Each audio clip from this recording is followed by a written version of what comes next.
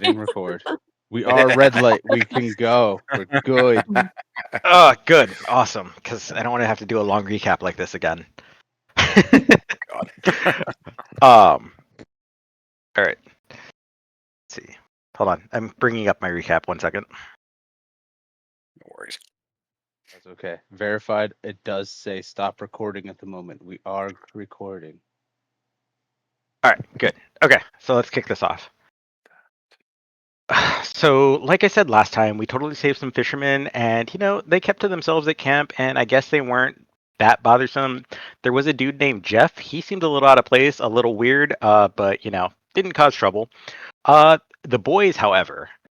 So we're enjoying a nice meal. Like the girls are chatting, the boys are laughing. It's all good. Suddenly, there's a streak across the sky, and some chicken is like yodeling at the top of its mouth.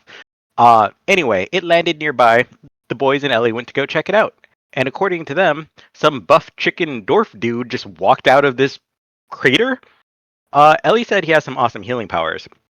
And then they just brought him back to camp. As if that was what you're supposed to do. So Smalls walked up and I was like, Smalls, you're smarter than this. WTF. Malin went over to Maddie and was like, this is your fault, isn't it? And Smalls sided with Maddie, and it was like, yeah, it's a good idea to bring a stranger in our camp because, reasons. Ugh, boys. Anyway, Drew seemed strong enough to take him, and that was pretty much the end of the night. Luckily, we all woke up the next morning and weren't murdered by a stranger since we had surrounded by fishermen and a crazy birdman. Um, and Smalls wanted to teach me some things. It was completely platonic and like whatever. Uh, Angus or Argus made these epic-looking hook hands for Jeff's friend Yoshi. No, the one who doesn't talk, the quiet one. I don't remember his name. Uh, he seemed to really like it. I got this cool shield made out of weird metal. And the completely platonic training. That was learning how to use an axe. Coworkers are the best. And of course, I'm genius, so I picked up how to use it right away. After our, I guess, lessons, you could say we made our way to Sandholm. Everyone there was so nice. They seemed really excited to have, almost everyone, because some people died, but we didn't want to talk about them. Like, even Jeff, they welcomed him back like he was a perfectly normal person. But it was awesome. There was a massive party. These people like to drink. And there was brawling and singing and drinking and drinking. And if you didn't drink, it gave you more drinks. And if you spilled your drink, you got more drinks. Um, so we played some games. I drank a little bit too much. I may or may not have told some people that I can get Small's axe away from them, but I'm sure they won't remember. Everyone's drinking a lot. Oh, that's right. I totally forgot. So, Pico, the Birdman. Apparently, he's super strong. Like, him and Smalls were battling it out in arm wrestling, and you couldn't tell who was going to win. Drew said it might be the son of their dwarf friend, and, I totally could see it. He said his parents weren't chickens, so, totes, his parents were dwarves. Or dwarves and a bird, same thing. Uh, Ellie was on stage killing it with her flute. She had so many drinks and was handling it with grace. Me and Malin, though, we were a sloppy mess. Uh it was rough. Ellie did ask us to help her decode some stuff, but I drinking, partying, fighting, you never know what's gonna happen there. So we figured we'll deal with it later. Oh, and then Argus and Maddie, they were doing this ice skating, obstacle course, figure skating thing. They seem to be doing really good. Maddie just crushed it though. I can kind of see what Drew and Malin see in him. Strong, cursed, super popular. Yeah, I can see it. Like, you know, I see where they're coming from. I think that's everything. Oh wait, yeah. Drew had babies and Ellie ripped some feathers off of Pico. They didn't do that like right now. Apparently, stuff in the past. But it's some things we probably should talk about later. And that's what I have. Inspiration to Quinn. Thank you. Yes, that's very good. Long recaps. The long Quinn recaps are awesome. I vote for more of these in the future. All right. And with that, we are going to actually just pick up right where we left off. The party is going on. You guys are getting into the third round. Haven't quite narrowed down exactly where everybody wants to go just yet, so feel free to figure out what you want to do. I'll remind everybody about the games. There's arm wrestling. There's a game called Fish on the Ice, which is like a kind of a dexterity-based challenge where you guys are hopping across platforms across an icy river. There's a singing contest. Truths and Liars seems to be the popular one with half the group. It's literally what it sounds like. It's kind of like playing Two Truths and a Lie, only a little bit different and a lot more drinking involved. Well, depending on who you play with in real life versus this game. So, and I do remind everybody that if you lose in the game or win or just you have a disagreement of any kind, you can actually solve it by what's called fisticuffs. And you actually made a history check last session and realized that it's actually something that is very common among people here in Marsenstein. It's considered a trial by combat. It's to solve any argument. It's like if you have a beef with your neighbor or siblings are arguing about something, you literally duke it out. It is a bare knuckle brawl to let the god of war determine who is the true victor. And at the end, both parties shake hands and agree that, that's the end of the beef. And that can go for a great many things here in Marsenstein, not just these games. So keep that in mind for the future. But with that, we're going to move into the third round. Reminder of everybody's drunkenness levels. Quinn and Malin are both at 3 with 1 drink into the 4th level. If you pass the check 3 times in a row, you will automatically move to the next level of drunkenness. Can't drink all night without some kind of effect. Argus and Drew are drunk level 2, also 1 drinks to the next level. Ellie, Pico, Maddie, and Smalls are all at drunk level 1. But Ellie and Pico are 1 drink into level 2, whereas Maddie and Smalls are 2 drinks in. So, where does everybody want to go for this round?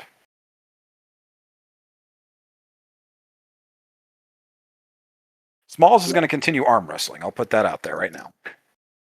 I want to stay with the music. Ellie she really likes that. Ellie is just continuing to jam out all night with the locals. Just fitting in, bell of the ball over there. Okay. I want to stay at the truth and lie game. It's fun. Okay. Let's go down the line. Drew, where are you going?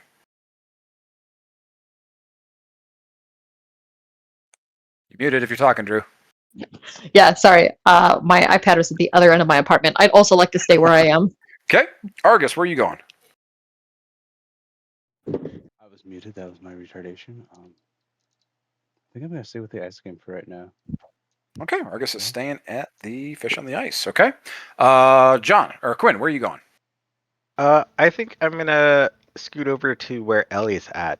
I think I'm drunk enough to sing. Okay. 2. A little bit of karaoke. Pico, where are you going? I'm gonna stay at the truth and lie thing. It's pretty Yeah? cool. Nice. Maddie, where are you off to? Yeah, I'll hang out with Argus. We're having a good time. Cool. Malin, you said you're staying at the Truths and Liars, correct? Yes.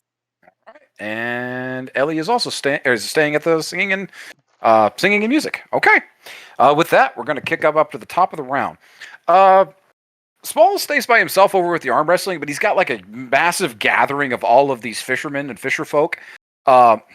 There's about 20, 25 people all gathered around taking turns attempting to beat Smalls. A couple of them give up a pretty good fight for just about 10, 30, 10, 20, 30 seconds or so until Smalls finally just smashes the hand down. But just big uproars of laughter, smacks of the back, passing around drinks. Smalls he's in his element. If everybody's kind of observing this, he's having the time of his life. This is kind of where he feels at home. And over the course of all that, anybody that's observing he's actually buddying up to a lot of these fisher folk. And above the table, he's actually asking them, this is something that Smalls has been wanting to do. He starts talking to them about preservation of food and what they do here to, salt their fish, prep things for long travel, make them, rations and whatnot. And he actually begins to get an understanding of how to preserve food out in the field. So, moving forward, Smalls is going to have an ability that he's going to need to roll for during long rests, that after you guys go hunting and bring back rations, if there's anything extra left over from what you guys use to feed your entire group and quark and everything else, if there's extra rations that you guys hunt, he will have a chance at learning how to preserve those. So, you guys might be able to start collecting your own rations out in the field rather than needing to buy them moving forward. Excuse me. But we will cross that when we get to it. Okay. With that, we're going to go down the line. We're going to move to fish on the fish out of the water. So, Maddie and Argus, you guys having conversations? Are you continuing to compete? I'd like to try and stir up the crowd to see if anyone wants to take us on together. Like, I'm holding up my gold, and is there anyone that challenges us? Do you? Just a second. I look over at Argus and make sure he's in by like raising my hand at him. Eternal Vanguard. A young but exceptionally beautiful, kind of like pale, milky white skin, young woman walks forward. She has these kind of like glowing purplish eyes. Her hair almost looks like it's gray, but in fact, it's actually just an extremely bleached blonde. And she walks over, ruby red lips, like all of her accented features, like are made that much more fierce by just the coloration of her skin and her hair and the boldness of her eyes. She's actually done up in some hunting leathers, walks over, and she cordially, takes you up on your offer. I ask if she has a partner so we can do doubles. No, I have no partner. A free for all it is. She, oh, by the way, my name is Mayiko, if you were going to be kind enough to ask. I put up my hand and introduce myself as Maddie. I know. Oh. Did she shake my hand or no? No. Cool. All right. I get back in business mode. Argus, anything, or you're getting ready to jump?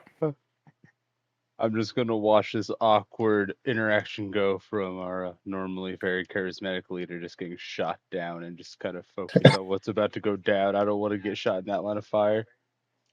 I am not built for psychological warfare. Physical warfare, definitely. Okay. I know With my that, battleground. With that, we are going to go ahead and jump. All three of us are going to make 3 acrobatics checks. The DCs are 5, 10, and 15. Let's go. So that's the normal one, okay? Mine happened. Oh, actually, we forgot to set the stakes. How much of a gold are we putting up here? Do I have to re-roll or can I keep my roll? No, you can keep your rolls. Yes. I'll match whatever she wants. She puts up 100 gold. All right, let's do it. Argus, you in? And she wants to double it. And she goes on to tell you what, Maddie, we're going to go ahead and put up 100 gold here. But every time we jump back across, it's going to double. Ooh. Yeah, let's do it. Okay. So the robot's a broke bitch because he makes sure everyone eats at the moment. It's no problem. It sounds like this is about to get expensive anyway. So you putting up the gold for both of you, or is the robot sitting out because he's a broke bitch? Argus, you want me to put it up for you? You can take Put our my armor next on him? contract if we lose. Nah, I don't even ask. I put up the 100 gold for him. Let's do it. Okay. So I keep track 200 gold. She puts up 100. All right. So, okay. Go down the line, Maddie. What are your rolls? I got a 28 on my first one for a natural 20. So I kind of wasted that, I guess. Can I try and hex her while I'm doing this? You want to try and hex her? Yeah. We're allowed to do stuff, aren't we? Yeah. Yeah, I want to try and hex her. Okay.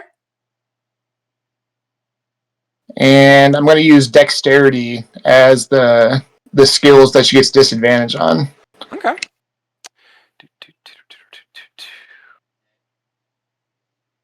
That's what I need. I'm at 28. Okay. And then I have Disadvantage. Are you doing that after the first round, or are you trying to do that before she crosses over the first time? I like when she starts so that I can make use of all of it. Okay, I'll re-roll both these then. All three of these at disadvantage. I need you to make dexterity saving throws in return. DC is 16 on all three. On top of the normal one. These are dexterity. Yeah, these are dexterity saving throws, not acrobatics checks. Gotcha. 3 of them. 3 of them. DC 16 each time. First one's good. Second one's good. Third one's good. And I got 28, 25, 25 for my acrobatics. Nice. All right. The lowest she rolled on any of them with the disadvantage is 17. As you throw the hex on her, she smiles and continues to like gracefully leap across these things. She starts to show off a little bit of the second one and tries to do like this like leaping handstand thing and almost loses her grip on the second pillar, but manages to regain herself and then quickly follows behind you. As you start hopping across, though, you notice that all of the pillars that you start hopping on are covered in grease. Oh, jeez. Argus, what were your rolls? The first 2 were 24s for double nat 20s. Okay.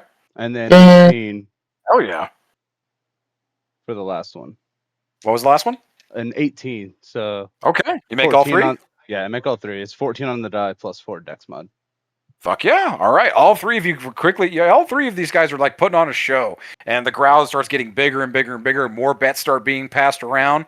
And you start hearing whispers of like the name Mahiko's in on this. And everybody starts you just start getting in on this. Okay. She puts money up. She tosses 200 gold into the pot this time. Oh, man, I'm about to lose all my money. I can feel it. 400 then. Okay. You put it up for Argus too? Yeah, I got him for now. Okay. All right. Let's go ahead and make those dexterity saving throws. I'm still rolling at disadvantage, right? Yeah, it lasts for an hour. Okay. Can I follow her on her pillars instead of using my own? Are you trying to avoid the grease? Yeah, I don't want to. Since I know it's there, I'd rather go to a different set. Okay. Yeah, you can follow on hers. She's going to beat you across. Is it beating across though, or just not falling? She's beating you across. It's like it's more of a prestige thing to be the first one across. Like the nat 20s, I say on a double nat 20 for Argus, he's actually the one that gets across first, and the crowd's really hyping him up. But it's the main goal is to get across without falling. That's how you determine the winner. Yeah, I don't want to keep on doing the dexterity saving throw, so that's okay. I'm going to follow behind her. Okay.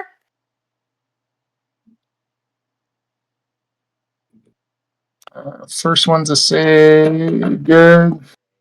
I think I fail my second one because inspiration doesn't carry over, right? We're still doing a role play episode, so if you had one from last session, that's fine. Also, just rolled the nat 20 for the last round. That's true. Thank you. You are 100% correct. And so let's re-roll that. Okay. Good on the second one. And third one is a fail on the third one. I got 12. 12. Okay. Maddie goes tripping and splashing. He actually he doesn't. He's so focused on avoiding the grease and following behind on Maiko that she just kind of turns around and she's like mid leap and gives him a little bit of a wink and distracts him just enough that his footing is not sure on that third drop and he goes crashing into the water below. Go ahead and take away half your health. Or it's half your health. Ouch. Argus, what'd you get? 13, 12, 18, which I believe is passing for all of them, yes?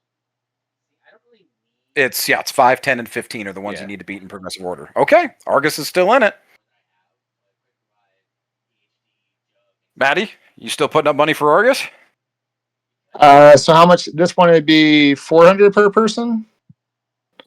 It doubles again. So yeah, you're doing 400. You need to put up 400 for Argus if you want to keep going. You've lost your 300 for yourself.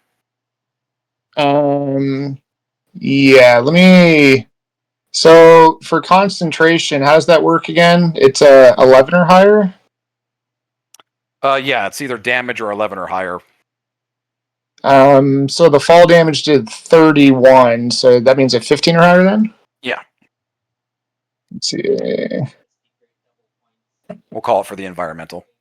I do maintain concentration, so I'm gonna keep on putting up the money for Argus then. 400 Okay. more. She's still hexed. Okay.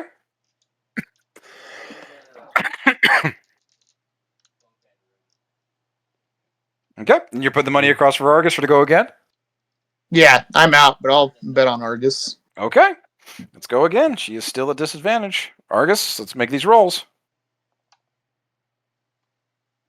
Oof, I'm gonna go ahead and use the inspiration to re-roll the 2 because that doesn't pass on the second one. Okay, that's cool. It replaced itself with another net 20. Okay. Oof. Oof, barely made that one.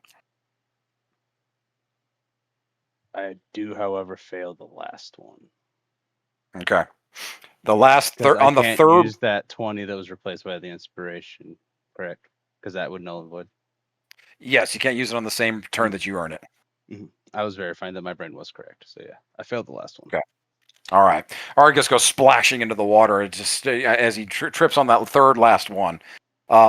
Surprisingly, Maiko herself almost trips on the same one. And in fact, I'm going to say that Argus and Maiko both go for the same pillar, and Maiko is just barely able to put her toes on the pillar and bounce herself off onto the shore across the other way. Argus, being the gentleman that he is, not trying to crash into his opponent, kind of reels himself back, but it ends up costing him, and he goes crashing into the icy river below. Take away half your health.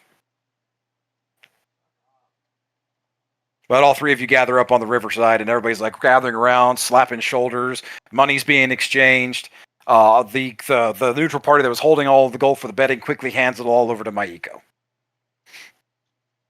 I'm down 1,000 gold. Ouch. We're actually really close to the double point thing. So, Like right here, if I hand these boxes. Maddie, Sir. it's just Maiko.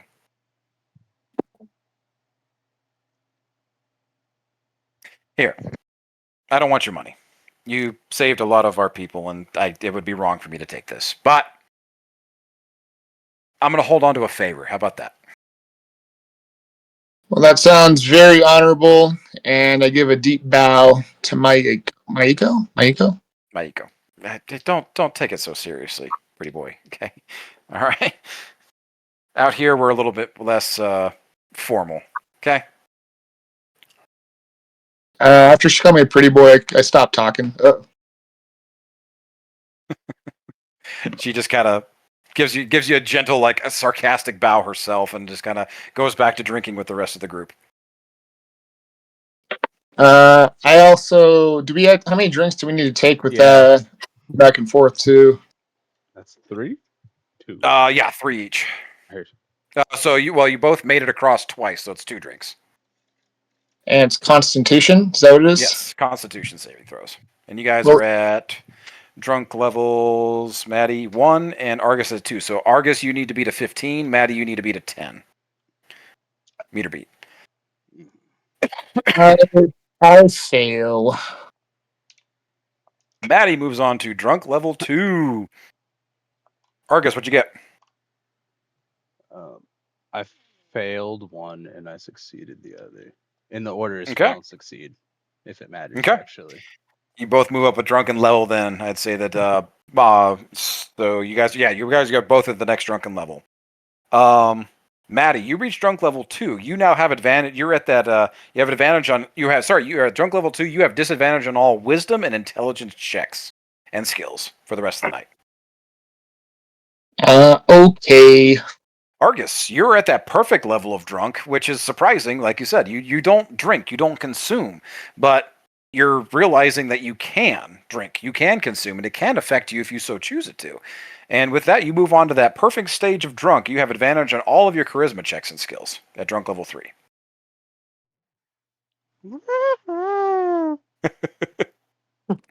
Okay.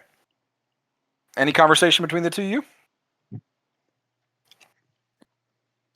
I just put my arm around Argus. We have to lose every now and then. Am I right? Yeah, but fuck, my foot slipped. Should just pushed it. Should just I pushed it. nudge him.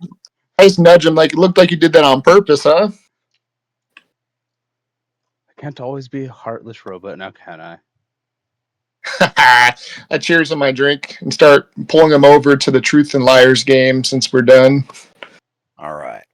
You guys make your way over to Truths and Liars. Before that, though, we're going to hit the singing, or going to hit over where the dance and the music and everything is popping off with Ellie and Quinn. Quinn joining Ellie. Ellie is up on stage just jamming out. Actually, people start tossing her coins. Like, she is just in her groove right now, working with the band and just playing along with her pan flute.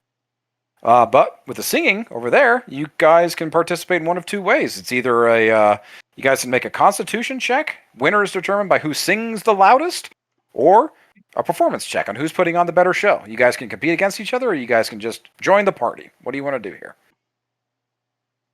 So Ellie sees Quinn come up and's like, I'm so happy to see you. It's so fun here. Come join me. Okay, Let's sounds good. perform. It's so loud. It's very loud. But do you want to perform with me? Sure, I think totally. We can totally make this work. All right. And Ellie looks around and says, my friends, this is my friend Quinn. We're going to perform. Yeah. She's totally gonna carry me away from this. All right.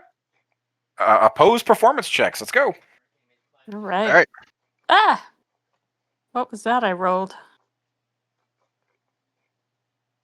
Oh, I got a 20. 16. Okay. Flat 20 to 16. Not too bad. Didn't beat her by 5 or more. We know Ellie's playing her pan flute, just jamming out with the band and stuff like that here, just kind of fitting in with the whole groove of everything. What is Quinn doing? I should have thought about this. Quinn is. I need ideas, guys. Help. I don't. I came up with karaoke, but I don't know if anyone else, if there's any random songs that would exist to the era for you, my friend. Fair enough. Quinn is going to remember the belly dancers from the party, and she's going to try and imitate their hip sways. You rolled a 16, right? I rolled a 16. Yeah. Okay. Yeah, you do an admirable job. It's you're definitely something you have not practiced, and it is obvious that it is not exactly a polished skill, but you're at that perfect level of drunk. Actually, you're supposed to roll at advantage, did you? Oh, I did not. All right. Yeah, it's still 16. Still 16? Okay. Mhm. Yep. Still, like I said, it's just definitely an unpolished skill, but you're at that perfect level of drunkenness. You're dancing like nobody's watching or like nobody cares. And no, everybody starts, kind of joining in. A bunch of the kids come rolling over. They're trying to like mimic you, but they're doing that weird, awkward thing where they put their heads, their hands above their head, and they're like basically shaking their entire like lower half of their body. But it's just everybody's just over here having a good time. Yay, Quinn! This is totally fun. We should do it more. Yeah. Anything else between the two of you for tonight?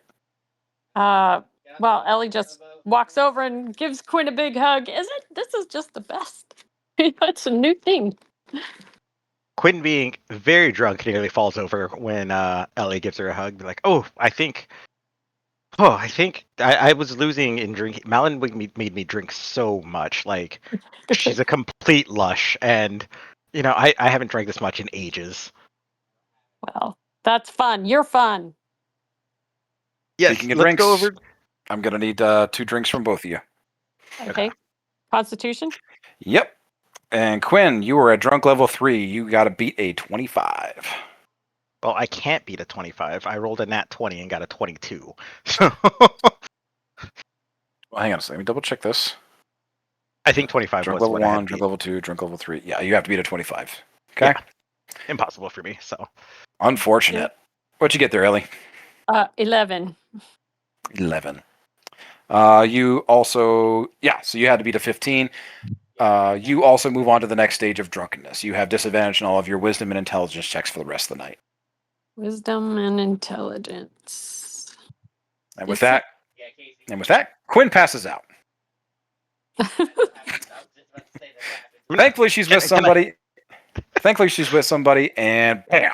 Ellie, you quickly catch Quinn as she like slams that last drink and goes straight to her head, and the voluptuous form that is Quinn goes falling into your arms. Cool. Quinn is dramatically going to say, "My hero." She passes out. And I'll sit on the floor with Quinn for a while. Perfect. All right. We're going to move on to the next with everybody else over at Truths and Liars. We have Malin, Drew, and Pico over here with Argus and Maddie observing.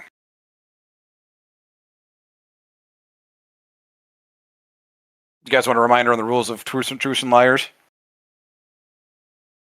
I don't think so.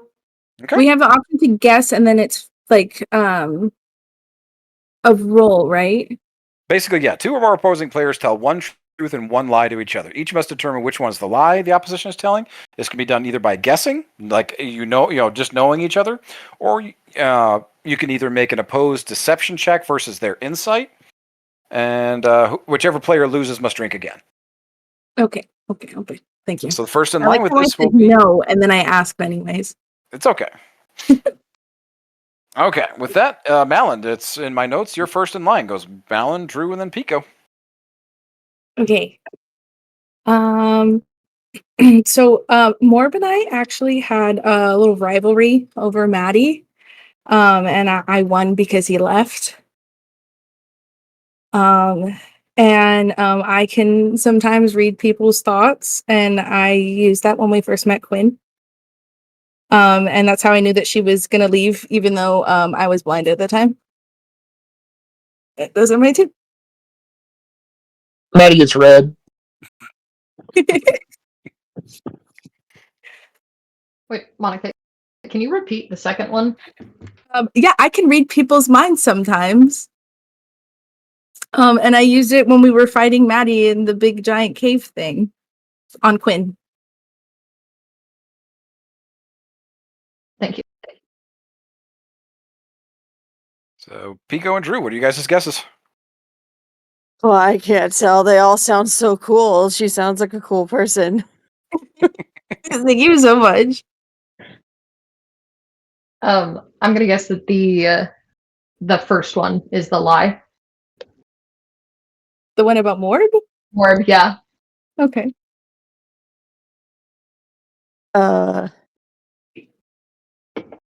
Oh, also Pico, so that way you know. Morb What? is another companion of ours. He left for a while, and left Maddie a little note, but they were like super close friends. Oh, that's. Hey, you travel along and then you might travel back. That's the coolest part about travel, man. Yeah. Safe travels to that guy or gal or they, them. Shoot, man. You intimidate me. I'm sure you can read minds, and I'm sure you can read my mind right now, so I think that one's the truth. I'm gonna I might piggyback off of it was Drew, right? Yeah. Drew, cool. Yeah, I'll piggyback. Yeah, that one is the truth. You guys are right. Does that mean I have to drink again? Yes. Yeah. Okay. Oh, shit. You technically have to drink twice because they both beat That's you. even worse. Okay. Malin is at drunk level 3. Dun dun dun. This is 25. I don't think I can beat that like at all, even if I were to roll. Oh, I confused myself. I would think that it was the truth that she can read minds. Yeah. Yeah, is- sorry, that confused me. No, I was voting for you can read minds. That has to be the truth. Yeah, you're good. Yeah. Oh, I have to oh roll no. a deck No. save, right? Cons. Lindsay, we both got it. Oh no. Pico is becoming me. My intelligence is terrible right now. Or are you becoming Pico? I know. I'm like, oh no. Intelligence is -2. Pico is taking over. I definitely don't make it. All right. With that, Quinn quickly passes out as well. Bam. I'll let you decide who you fall into. Do you fall into Drew or do you Quinn fall did into it twice. Quinn Oh, gets no, to pass Malin. out twice. That's Malin. awesome. I'll fall onto Drew. Hehe. All right. This is going to be now. So this is between Pico and Drew now, since Malin has passed out. Huh, okay. Okay, I'll tell you what. I'll allow somebody to use a healing spell to bring back people that are unconscious to keep participating in the games. If you want to do the Oh, truth I- and liars thing. I Oh, got it. okay, cool. Okay. I Somebody got else is it. healing. I'll I let you got do it. it, I'll let you dude. do it to Quinn as well. Ellie comes dragging over with Quinn. She's got her arms like underneath her elbow, like underneath her arms, and she's like definitely has her chest like pressed out as as she's dragging the Quinn behind her, trying to get her over to where you guys are. Alright, I got you guys. And it's looking I like actually have healing word as well. Okay. I'm gonna say you guys pass out some healing spells and some magic and stuff, and yeah, Quinn and Malin, you guys come back awake, but you are rough. Instant hangover. Yes, you guys are at the stage of regret that usually comes with the following morning. Okay. I'm still going to be leaning on Drew. Okay. Drew's blushing. So So I'm doing a 3d6 for one of them. cool. All right. Is With it that, Drew, automatically you're full? up. Yeah, it's full healing since you guys are out of combat. You only have to roll when you're in combat, Oh, so it's fine. I'm Should I do it? practicing then. It's fine. Okay. It's guys are like we're not in combat. It was like everybody's back awake. We're fine. We're not going to spend a whole lot of time on this. Okay. Drew, you're up. You're up. Since that everybody's kind of around, Drew's gonna like get a little flustered and like push his hair back and like fiddle with their drink. Okay. You know, I'm in love with Smalls, but you know, I'm not even gonna try barking up that tree because I know that's not gonna work out. So I'm just gonna have to settle with any small moments in battle with him. But I'm fine with that. And my favorite color used to be blue, but now it's gold and green. Shoot your shot, babe. It's all good.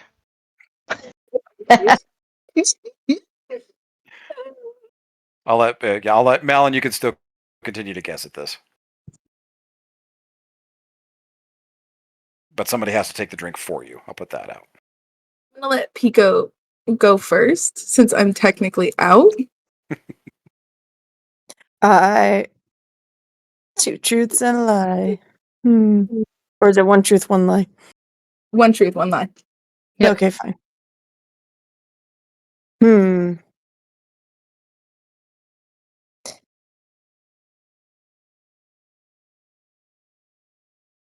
I have family in the sky who is not dead, very much living. Wait, no, you have to guess. Oh, You're guessing Drew's. I wasn't even paying attention. So number one. Do you think that's the truth or the lie? I think it's a lie.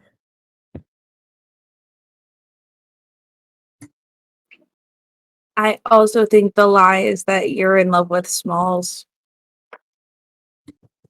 Yeah.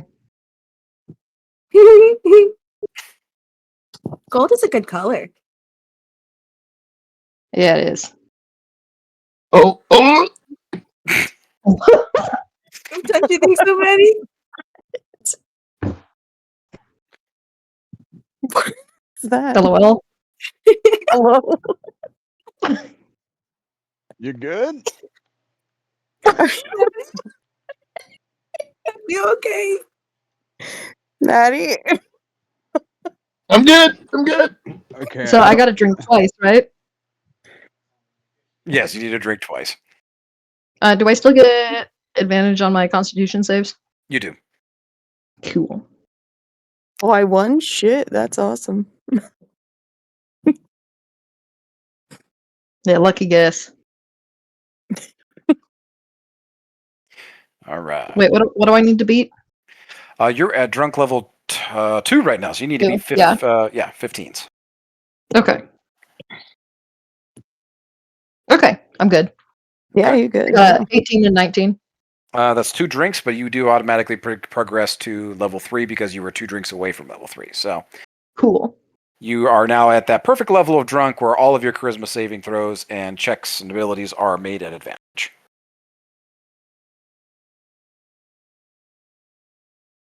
Okay. Pico, you're up. Sick. So, like I said, I had a grandfather in the sky. He's not dead, very much alive. And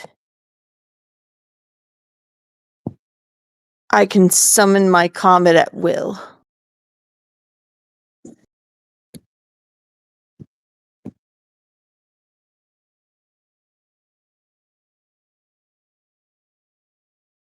That's all. Am I still allowed to roll?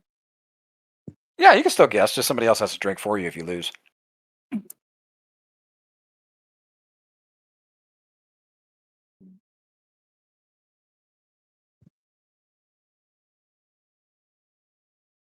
going to very loudly whisper at Drew, I don't think he can summon that thing. Yeah, I don't either. I think that one's the lie, which is my official guess. So going once, going twice. You guys are right. I wish I can summon my comet at will. I lost. So let's do it. 2 drinks for Pico. 2 drinks for me.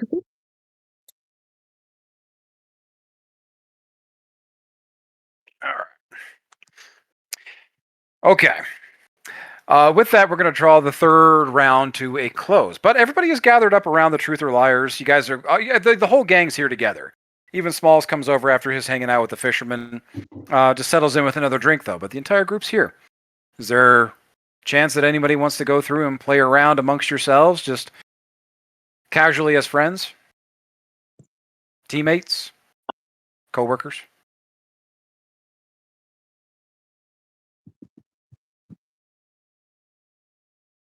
So is that everybody or just the ones that are up and not hungover?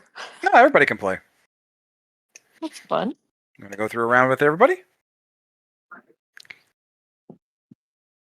Maddie summons up his courage and sits down with the drink, like he's ready to play. Okay. Yeah, I'm down. Ellie's game. Sounds like everybody's in. Okay. Who wants to kick it off? This isn't for any, you guys can place bets if you want to, but this is more of a, you guys all kind of you guys take in the moment here and realize that this is the first kind of like quiet reference moment that you guys have had as a team in a very long time outside of like traveling and where you guys don't have somebody on watch or working on something or something taking your time away. No, this is the first kind of quiet opportunity you've had to sit as a team in a very, very long time.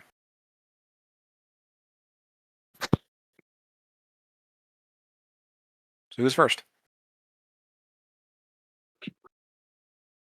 Trying to think of something. I can go first. Okay. Alan. Funny enough, I had 2 of each set just in case. So the day I met the group, I got surrounded by a mob.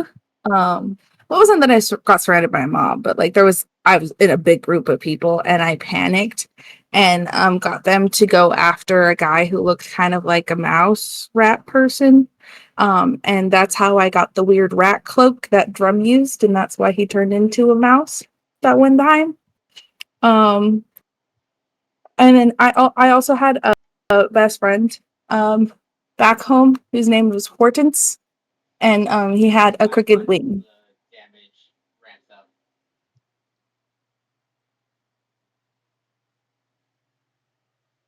Well, Ellie saw the rat cloak, so I think that's the truth.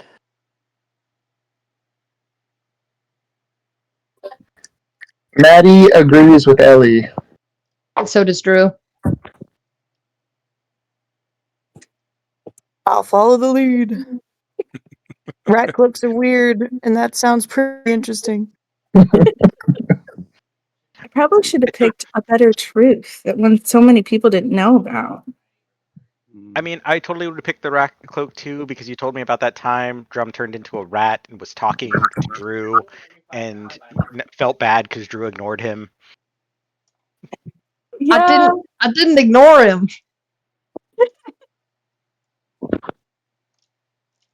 you didn't ignore him. He was just a little slow on the upkeep. Your possible dad, Pico. Do you know who your dad is, by the way? Just out of curiosity. I have Does a he happen to vague have awareness. Does he happen to have blue hair by chance? I don't know if he has hair at all. Does he have feathers? I think it depends. I don't know. Timelines are weird.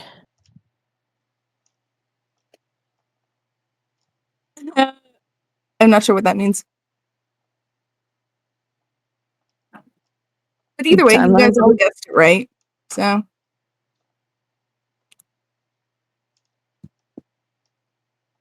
Sorry, you were cutting in and out. no, you're good.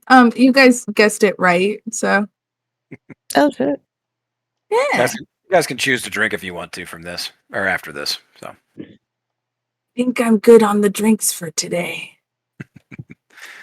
who wants to go next? I did fail one, but I passed the other one, so. That's fine. Like I say, we're at the point where we're just kind of casual. This is more of a casual thing. Like you guys are taking an opportunity to kind of have some fun with your teammates. Anybody got a fun one? Well, I don't know. Okay, so I trained with the Giants for a short time, and I was a very good student.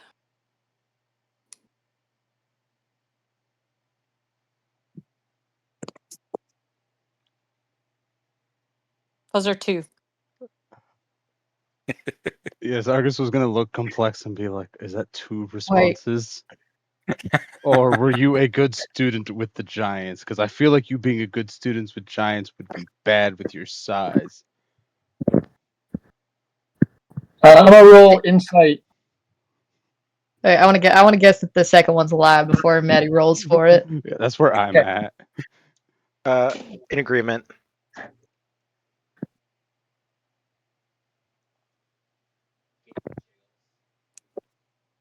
Maddie, you wanted to roll. You wanted to go oppose deception versus insight.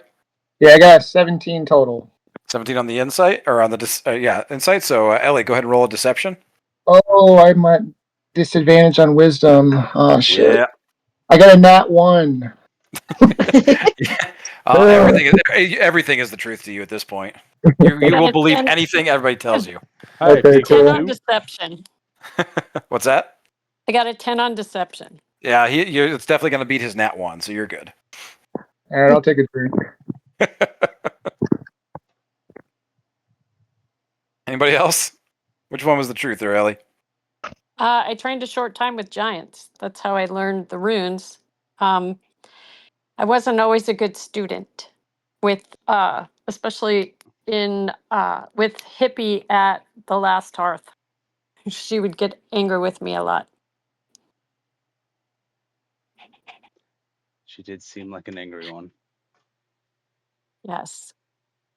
But I learned a lot from the Giants and the giant language and the runes. That's where my runic knowledge comes from. Who else has How's got one? that? Perfect. Yeah, I'll go. All right.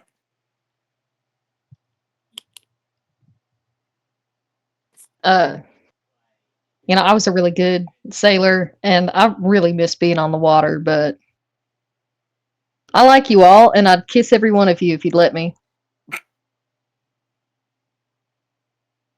I'm gonna wink at the group. Yeah, I know you would. Wow, you wink really well. I'll believe you any day, Drew. Kisses from Drew are absolutely not the worst. Like I totally could see it happening.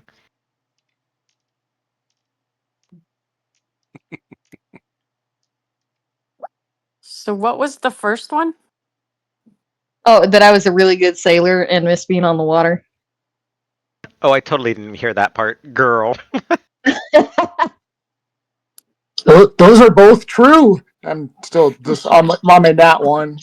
Still ride that one. Yeah. That's great. I love it. They're both true, Maddie? Okay, I'm going to believe in Maddie because he's been nice to me all day. Aha. Which one is it, Drew? Oh, I was a shit sailor. You were? Yeah. Let's ask my captain. Pico's just like genuinely like, what? But you technically wouldn't kiss everyone because I kissed you and you said to stop it. Yeah, you didn't ask. No, I didn't ask. You are right. I'm sorry. My bad. I've been drinking. Consent is everything. Oh, does that mean I can get a kiss someday too? Oh, this is going to be sick. Yeah, like I said, gotta ask for it. Oh. Okay, that sounds easy. All right. Who else has got one to wrap this up? One more. I have a fun one. I totally got this. Oh, okay, we got a couple more then. So, my goddess saved me because of my love of magic and my incredibly violent nature. Or my goddess saved Smalls because of his devotion and loyalty. It was definitely because of his devotion and loyalty.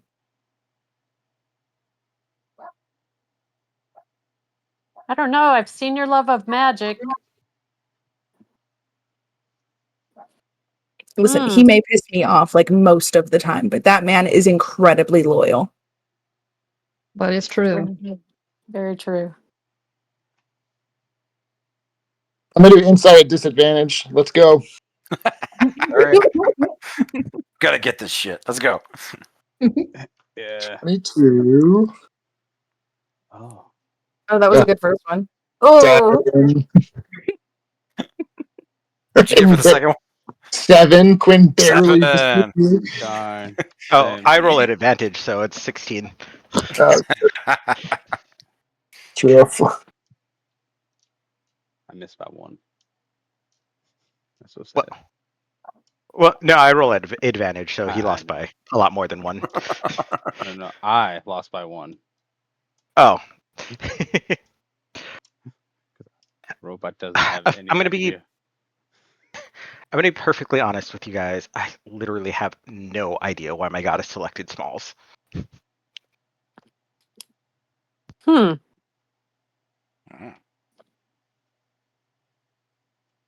So the truth was, The truth was my love of magic and incredibly violent nature. Yay. I like got that one. interesting. Argus, you said you had one. I did. What you got? Quaddle is my only set of eyes. And I have come to start considering you guys my friends.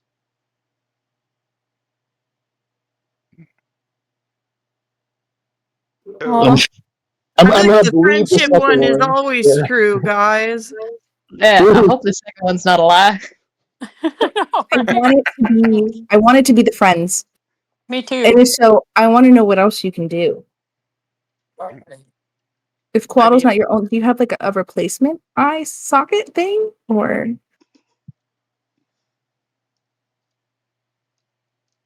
I know I haven't known you very long, so the friends thing could be a lie, but you seem to be pretty close to all of them. But is Quaddle a cute little lizard thing? Yes. Can I play with him? You can play with her. I will play with her. She's adorable. I can get this wrong no matter how this is.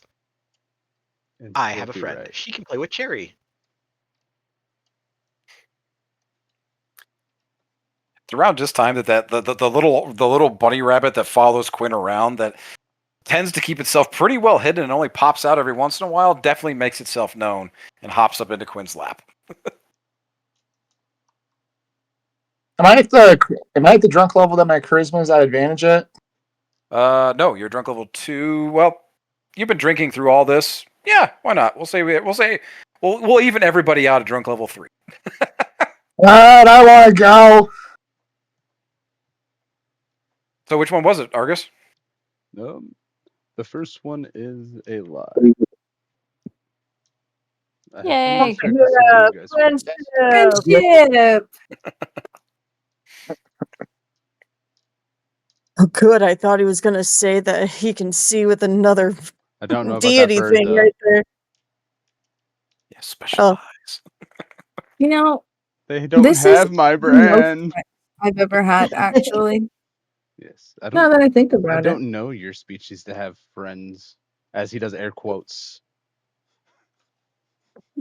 Yeah, it's not a very common. Honestly, at this point, I'm not even sure what my species is anymore.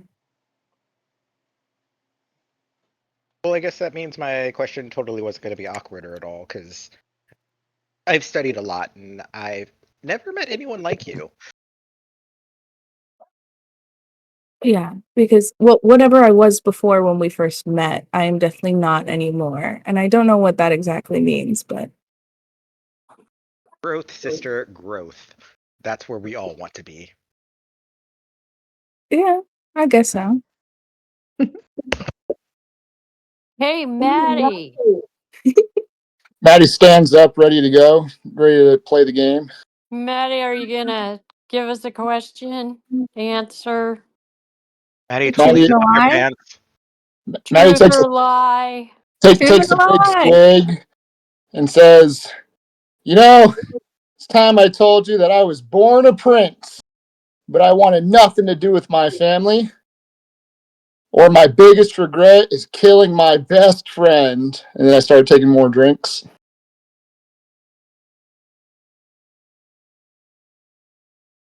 What? Well, fuck, Maddie, you didn't have heavier ones for us.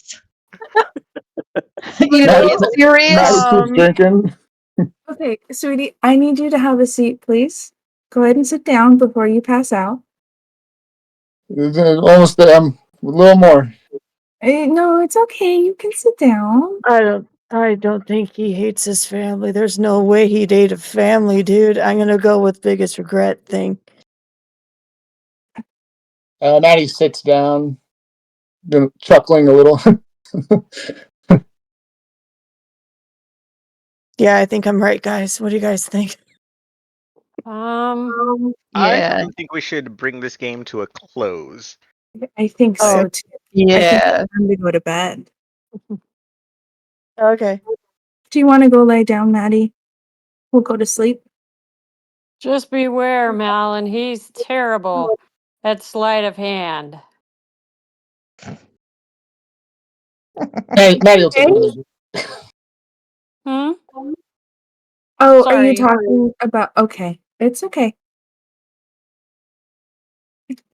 He's not very good at being conspicuous, nor is he good at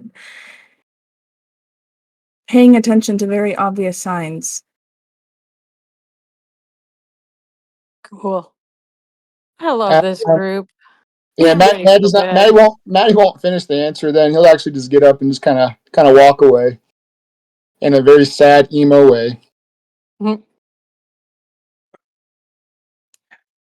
I'm gonna go figure out like what room or what place we're gonna be staying in, because I know that it's like specific like families or like will house us, right? Yes. And with that, actually, as the festivities they draw into the night draws to a close, the festivities begin to die down. You all start to divide up among several families of the fisher folk, the ones that you rescued. Specifically, though, Malin and Argus, you are approached by Tetsu, the guy who lost his hands. Yay! I was actually hoping I'd get to chill with him for the night. That's awesome. He comes over to both of you and speaks for the first time and bows his head extremely low. And I want to offer you my roof for this evening for the two of you. Your compatriots, your friends will be taken care of amongst the rest of my people. That's Please, very kind of you. this way. And he kind of like motions with his hand, what would be his hand, but with the claws that you guys have built him. Hmm. Everybody else, you guys start dividing up amongst all of the other houses, and just you guys can pair up if you want to, but it's no more than 2 to a house. But everybody else is offered a place under the roof of the fisherman that you guys rest. Tetsu specifically escorts you, Malin and Argus, over to his home. Center place, just off of the main river. Simple place, thatched, clay walls, warm little cooking hearth in the center. Goes up into a loft up above. He opens the thatch door and leads you guys inside, and immediately both of you are assaulted by 3 extremely small, adorable little girls. And they all come running up. Their hair's either in a giant matted mess, or they have like these giant like weird pigtail things going on. But all 3 of them come running over as excitedly as can be, and just immediately stop, and their eyes get massive, like big as saucers, and their jaws just drop as they look at both of you.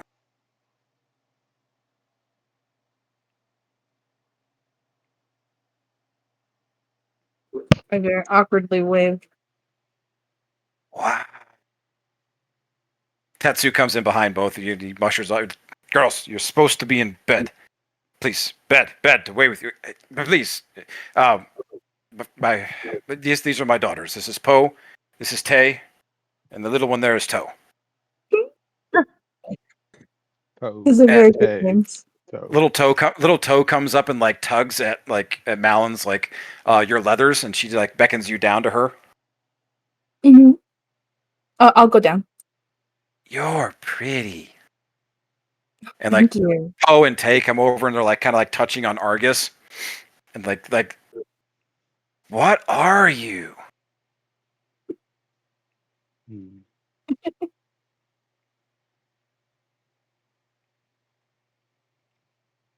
I don't really know anymore. I used to think myself just a machine. Why don't you know?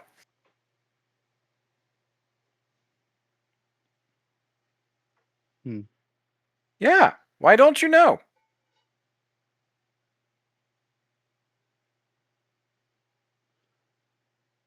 Girls, that's enough. Come on, to bed. Stop bothering our guests. You should have been in bed hours ago. Go.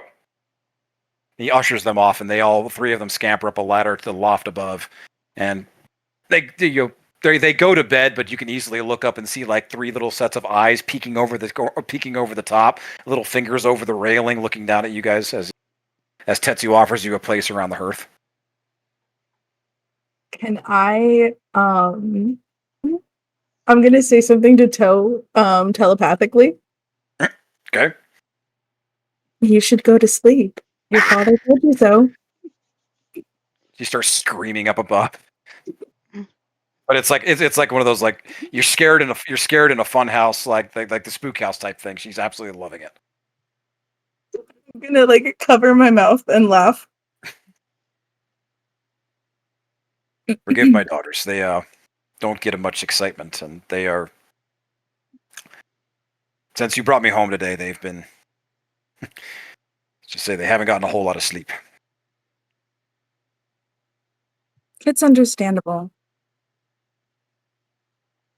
And Here. please don't worry, they don't bother us at all. Thank you. Here, take. Here. He offers you a couple small cups of tea, and as also like some kind of like fish broth.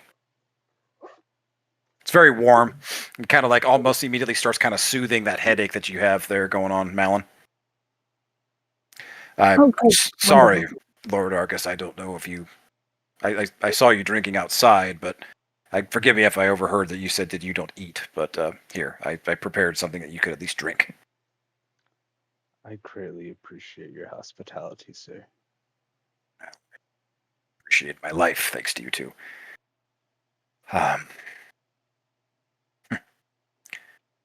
And thank you again for these. I know the circumstances that led me to this are unfortunate, but I'm grateful more for my life and being able to come home and see my daughters again than I am for a pair of hands. But this is the next best thing. I think I can make this work, and I can carry on with my work and still take care of my girls. Till they're old enough to take care of me, which hopefully isn't too much longer, but as you've seen, it'll probably be more than a few. Well, you're definitely doing a wonderful job so far. It's not easy alone. Their mother, we lost her to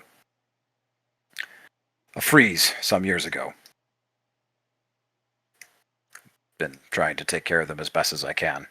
Village, of course, helps, but it's cold and empty without her.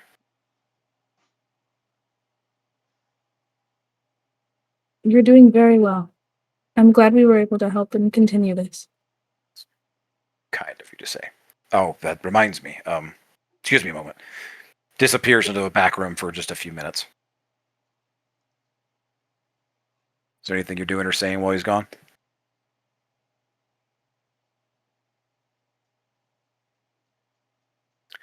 He comes back. Oh, I am gonna just in telepathically, I am gonna tell Argus. There are some things that have been coming up that I have wanted to just speak with you about if we get the chance to today. I'll go ahead and actually use a message and say we'll figure out some time to get that done then. Sorry, can you say that again? We will figure out some time to get that done then.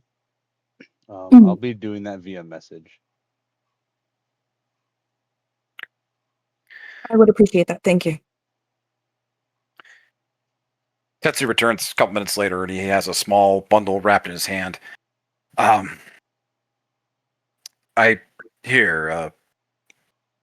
don't know which of you to present it to. I only have the one, but this is a small token of my way of saying thank you.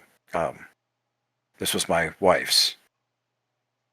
She was the warmth of my life, our lives. This was hers, as I said. I hope it gives you a small measure of what she left, of what she gave us. Sorry. He begins kind of like breaking up a little bit, and he hands you the small one. And as you unwrap it real quick, it's actually a small little ring. Oh. As you touch it, though, as you just like kind of loop it around one of your fingers, either one of you, it's very warm to the touch. Mm-hmm. Which one of you is going to take it? Do you mind if I take it, Argus? Go ahead. I would like to inspect it later. Hmm.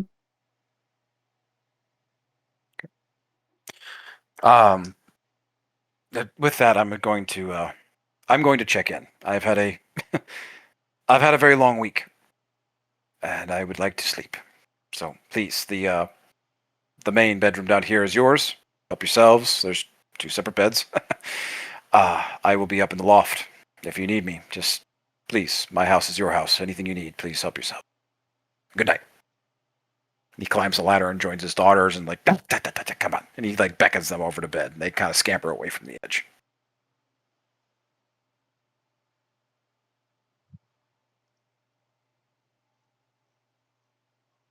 The rest of the night is yours, though. Is there any conversations or anything anybody wants to talk about? If you guys are, remember, it's 2 by 2 if you wanted to stay in a house with somebody. But is there any conversations that anybody wanted to have? Now's your opportunity. Yeah, and you guys seem to be the best heroes. You even got a gift from this fisherman Ketsu guy. Pico, who are you staying with? You're not there, Pico. Oh, I'm not. I thought I was. I'm sorry. No, Everybody is staying at least one person in one house of the fisherman. You can stay as much as 2 people if you wanted to stay with the house of fisherman. So you could be with somebody else. But Malin and Argus are with Tetsu.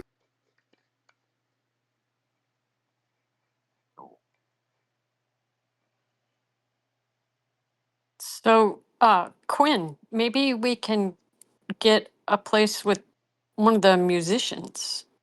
'Cause they're like so nice. That one gal, that was playing the drums, she's awesome. Maybe we could stay there. Quinn is going to look very distressed. Like in her drunken state, she cannot keep her mask up. She's going to look a little bit distressed.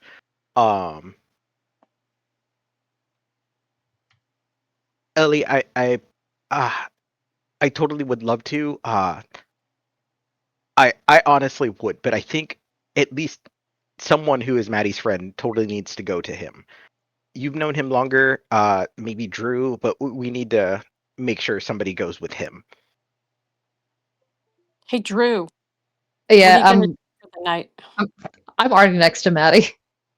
Okay. As soon as Malin and Argus left. Okay, long as it's totally fine. Scream if you need us, or you seem like a screamer. Yeah.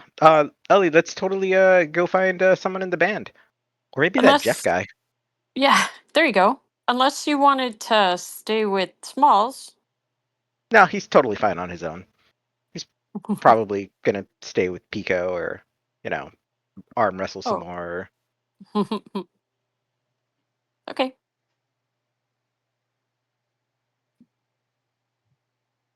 Smalls actually shacks up in the nearby barracks with a couple of the soldiers, the retired soldiers from Marsenstein, that now work here as the town guard.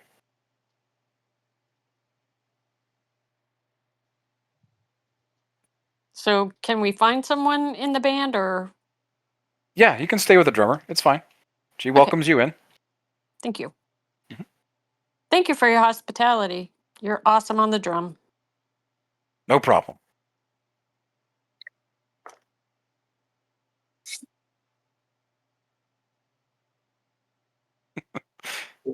If I get the chance, I would like to speak with Argus. Okay, yeah, guys, this is a kind of chance for conversations between you guys, a group. So, go ahead, Malin and Argus.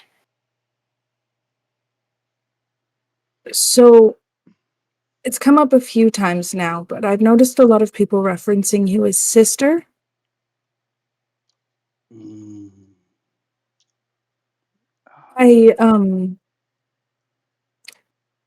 I don't know if it's a warforged thing to always look as masculine, but have we been misgendering you this whole time? That is a no.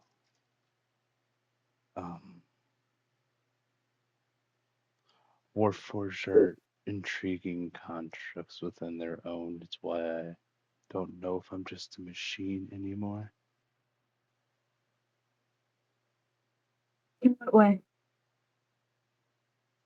I never questioned the power source until recently. But now the power source has a voice, and I am assuming that would be another soul. Within you? No, within the bird. Yes. Sorry, a lot of things are rather new concepts to me, and I appreciate just getting them. Oh, I'm sorry if I ask redundant questions. So you're not sure what the power source, who the power source is? Or was. What? Okay.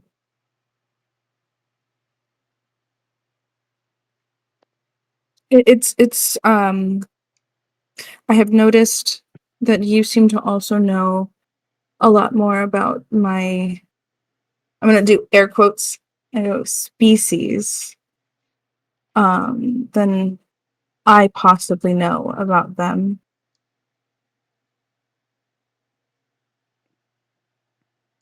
Well, my Why is species that? is also a war species, so back when I was first made, we were not on the same side of the battlefield, your species and Oh, ours. So knowing your enemy is a very important thing about surviving on the battlefield.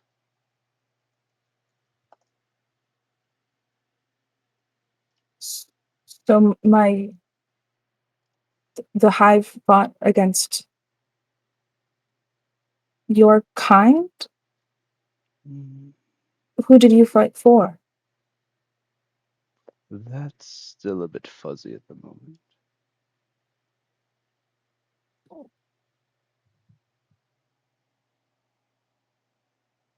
But 4 does seem like the correct annotation of our loyalty.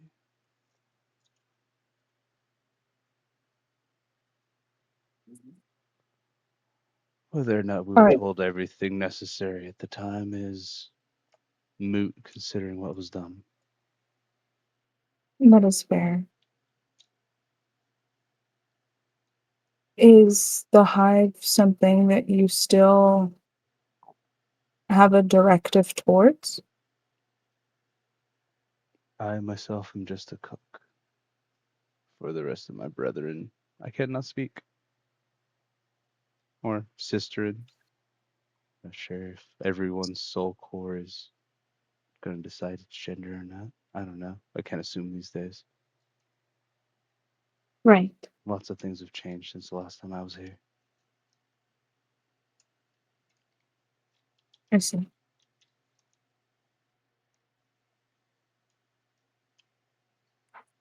Do you consider me a friend?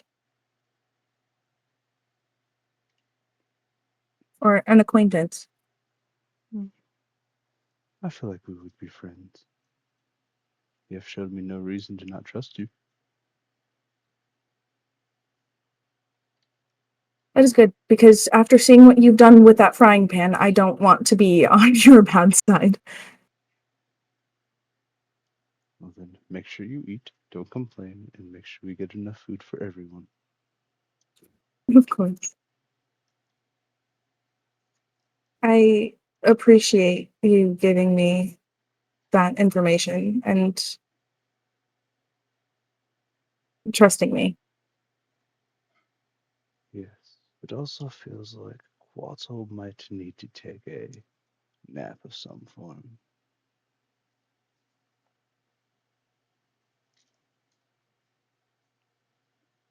Hmm. She seems a little broody as of lately.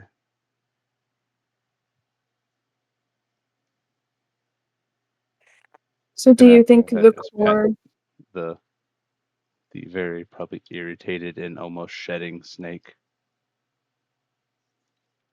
hmm, She is a reptile. Molting is that part of is their natural course. Of course, I guess you don't see a lot of reptiles. useful, especially with the change in the weather. They like warm rocks. There's not a lot of warm rocks here. I feel like you are probably the warmest rock around here. Yes. Well, besides Or the do you thermal thermal cube that cube? Quinn has. Yeah. But Was there anything else that you were interested in, Melon? Also, how are your weapons holding up? have you ever seen in in the war before? Did you ever see them transform the way that I have? I do not recall seeing any of them transforming like you are.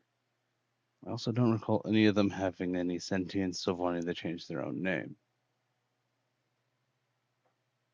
Right. Well, the whole name thing is mostly just for those who leave to infiltrate. It helps us blend in better if we have an actual name.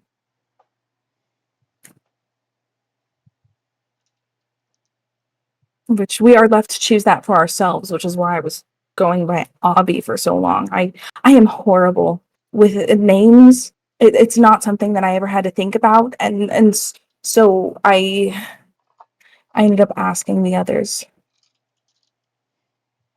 Funny enough, Drew actually gave me this name. It was in a list of names that he had written down for me.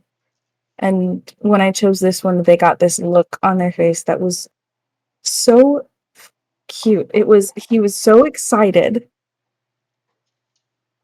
And then at the party, I met Malik.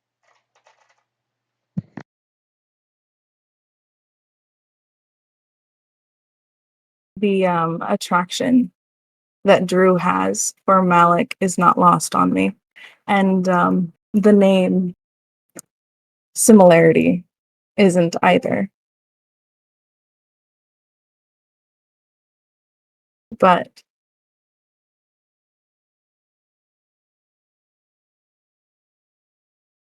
it was still sweet that they went into so much effort to make a list of names for me to choose from.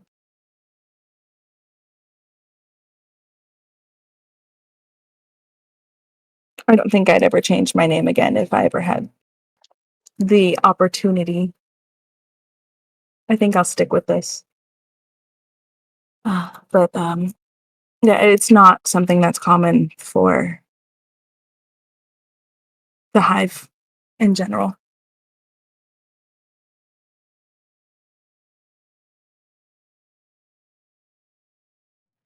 But for a long time, I was one of their fighters on the outskirts.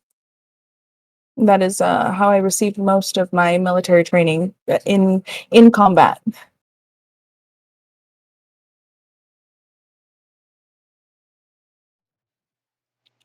The thing, On the job training is a very form of practical training. There's very real consequences to your errors. It's very efficient. I've had to place a lot more of my people in the walls of our hives than I would have liked because of it. But I lived and I am here and they are there. The the insect that we fought in the abandoned warehouse where we found Quinn, is that the kind of thing that you had fought before, or was it more like what I used to be? Um, Out of character, Marshall, that would be yes to that question. Sorry, I got like 4 conversations going on again. Remind, what did you say? She was talking about the bug that we fought in the church being similar to the ones when Argus was in the old war. Similar. Okay, and then her old form also, yes? Yes. Okay, I just wanted to make sure that I was correctly remembering and accounting that. Yes. It was like basically like that memory that you remember for like this is above the table, but like the vision that Drew had. It was an army of Argus versus an army of Malin, essentially. Little changes here or there, but you know, those giant bugs could be considered like the tanks or something like, you know, some kind of larger infantry part of that army. But there was a great deal on either side. Mhm. So yes, Malin.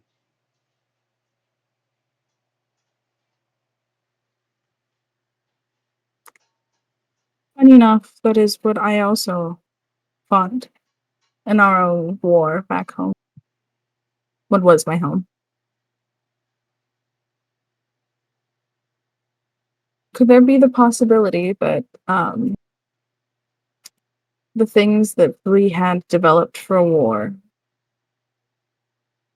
we lost the ability to control?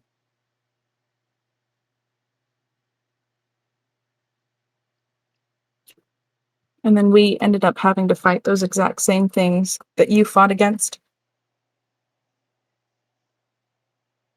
It's a terrifying prospect, but it's very likely that is something that can happen. Evolution is a very terrifying thing, especially if left unchecked.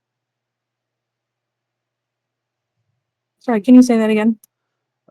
Evolution itself is a very terrifying thing, especially when left unchecked. I feel it was likely deserved.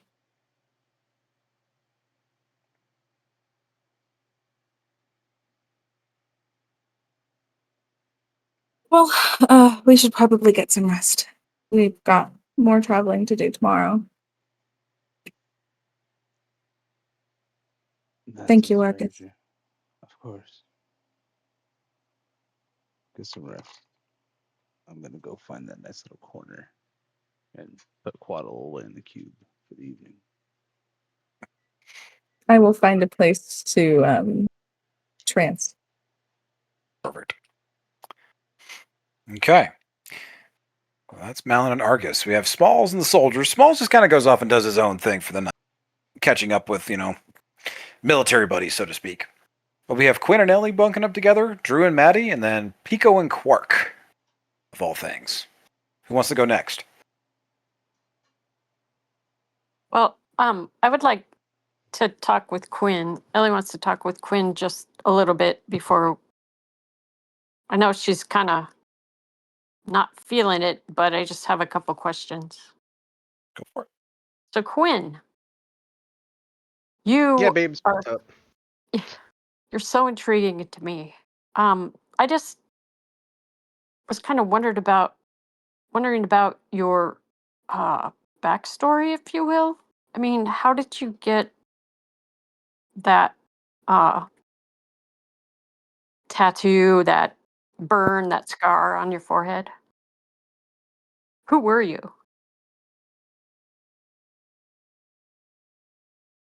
I mean, is that Wow, too that's personal? I'm sorry. I'm sorry. That was like, that's a pretty big question. I totally. I don't think we are ready to have this entire conversation, okay. but I will say that at one point in time, before my goddess got involved with me, uh, Mhm. I was considered to be a very promising wizard. Oh, cool. Um, so as as you know, it's not common for most people to have familiar, but I have Cherry, who's probably one of my oldest friends. Um, but you know, the more you love magic, the more you want to learn about it, and people in the church are like, "Oh yeah," they didn't. I don't know if they feared what I would become or feared what I already knew. Uh, Mm. but the of course we all have our backstories and stuff, so I'm Sure. I mean, totally I'm sorry. I didn't mean to go into a lot of detail. I was just curious about, you know, that, how they tattoo, did they burn you? Was that a burn in your forehead? oh, it's most definitely a brand. That That's the word. it's yeah, it's definitely meant to seal magical powers and remove all sense of self, basically make you a shell of yourself. Uh, Yeah, that's my biggest fear. Tranquil. it was hell. Mm, It's like being inside your body, screaming without anything happening. You just move like you're watching your whole life pass by. Absolutely the worst. wow. But Yeah. Mm, I think I screamed loud enough.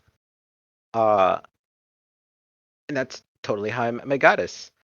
Um, and of course, she gave me blessings and, you know, allowed me to escape. I unfortunately don't have the power get back what was taken from me. But I Right. figure with enough studying, I might get there. Nice. That's really nice. It's always intrigued me, the brand. And I just, I hope it wasn't too personal of a question. It's Um, just like I said, my biggest fear is to ever be taken like that because the Trinity Quinn is Church going scares to me. Quinn's going to hold her finger up to Ellie's lips and whisper, "It's like, careful what you try and speak into existence. Whether Mm, you fear something or will it to happen, once said aloud, can cause all kinds of chaos." thank you.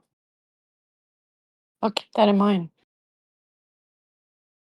But since you asked me a question, it's totally my turn to ask you one.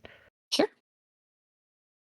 So you said you learned from giants. Like, how did you do that? Like, are there giants where you're from? Like, I thought you were from this forest where everybody gets lost. Well, yeah, my parents wanted me to learn the runes and thought it would be safe for me to live among them. And that's how I learned their language and about the runes. And it was a very pleasant time.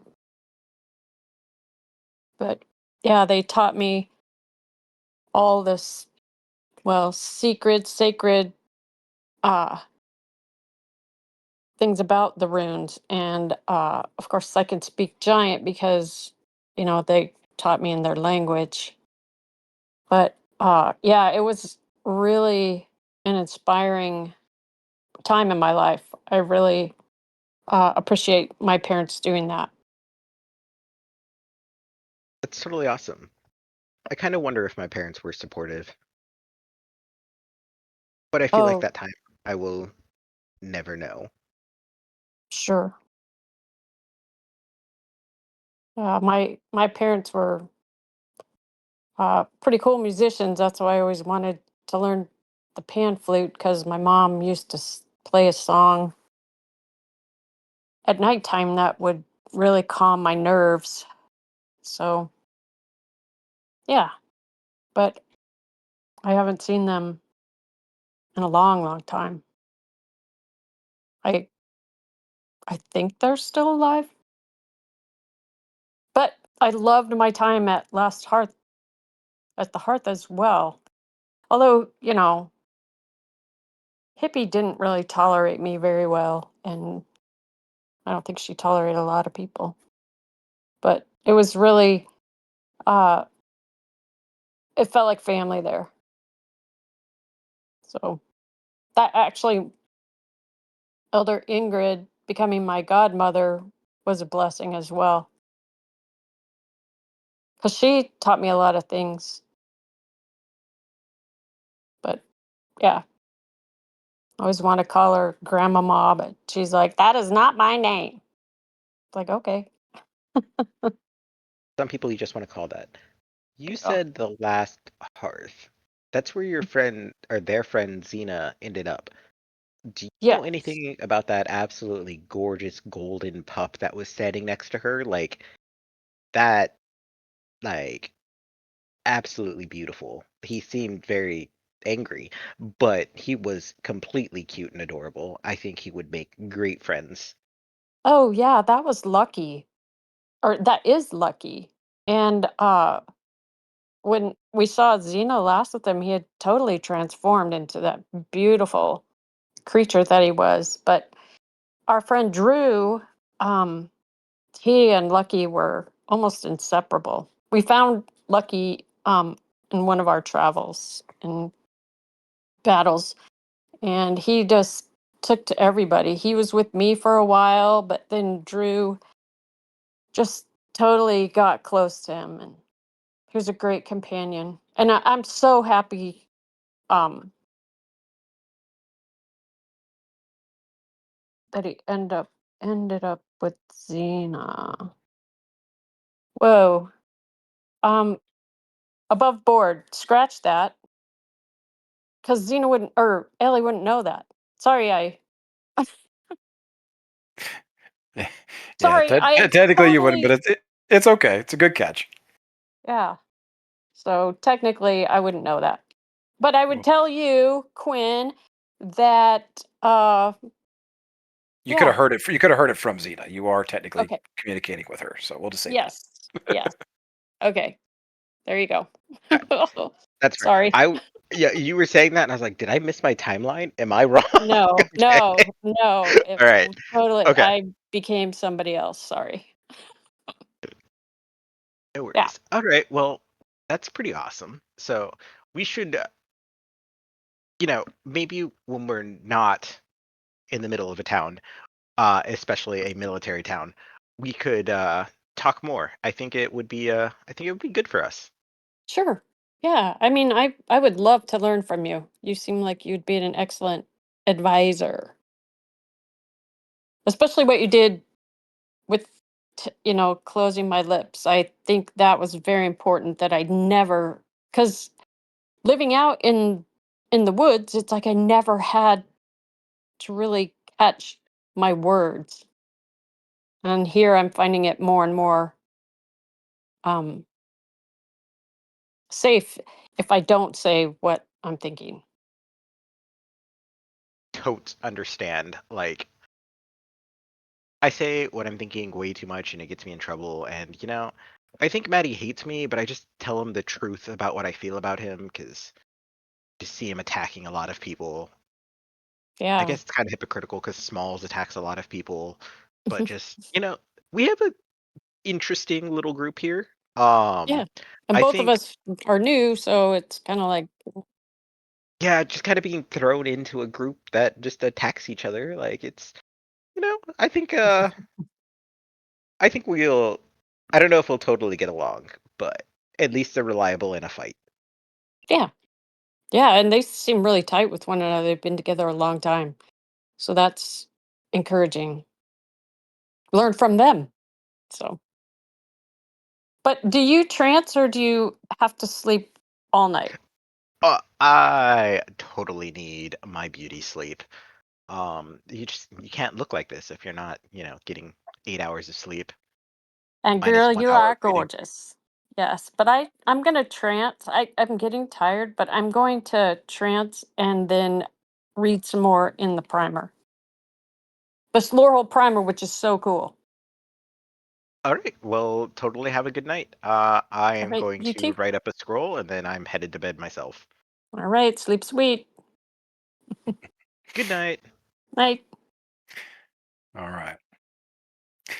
And with that, we can shift over to Drew and Maddie if you have anything, or Pico and Quark. Do we need to find a hut as well? Because I think I only know one person in this town, and she beat me in a race. Maiko is nowhere to be seen, but yeah, any of the fishermen stuff like that would put you up. Okay, perfect. Then I am walking over with Drew.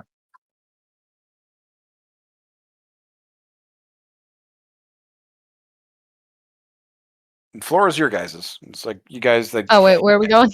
any of the fishermen will put you up. It's like this is an opportunity for you Okay. guys to have a conversation. Like we're not like all of the fishermen are they're not they're not going to give you like independent conversations. Like here's everything you need. Our house is your house. See you in the morning.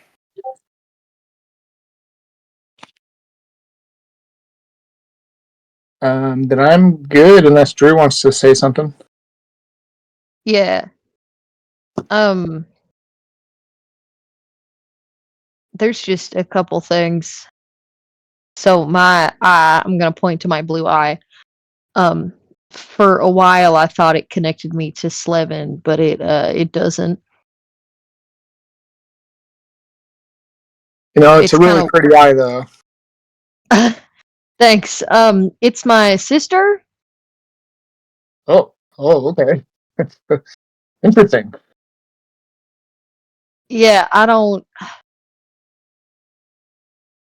know. I feel kind of bad because I don't really know a lot about her yet, and I can talk to her kind of if I use magic, but I've just been asking her questions like she's some sort of information tool and not like a person. But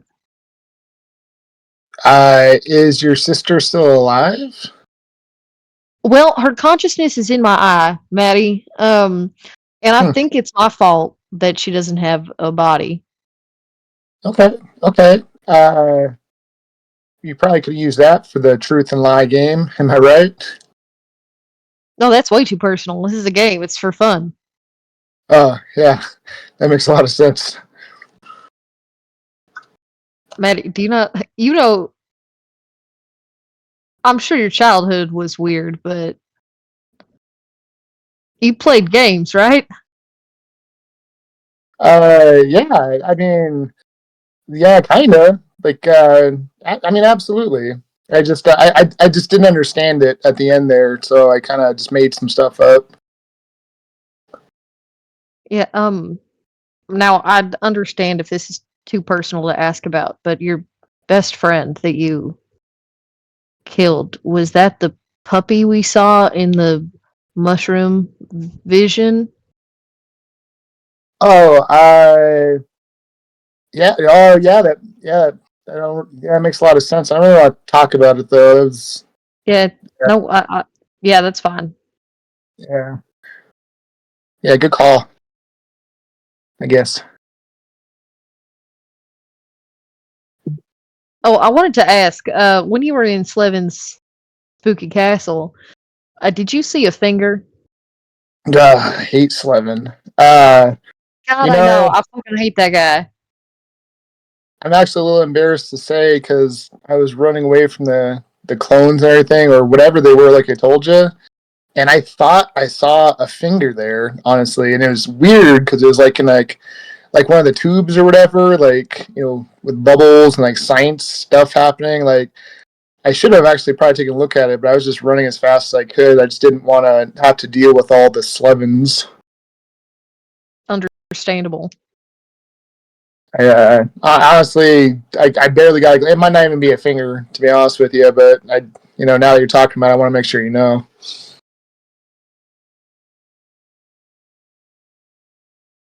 He seems to be collecting my body parts, and I don't quite know what he wants with them. Well, that painting of you guys being best friends might have been the weirdest thing I saw in that, and I saw a lot of weird stuff that night. You know, I'm not. I mean, I don't know if we were best friends. He hasn't told me. Yeah, He I'm sure it was a lie. There's a lot of paintings that up there that didn't look right anyway. It was really weird, honestly. he said that we didn't know each other before. Yeah. So why would you be best friends, right? That wishful thinking, I guess. He does look desperate. Right? I don't know if I'm going to be able to kill him, but God, I'd like to. Don't worry, I think Malon's gonna kill him for you, based on the way she talks about him.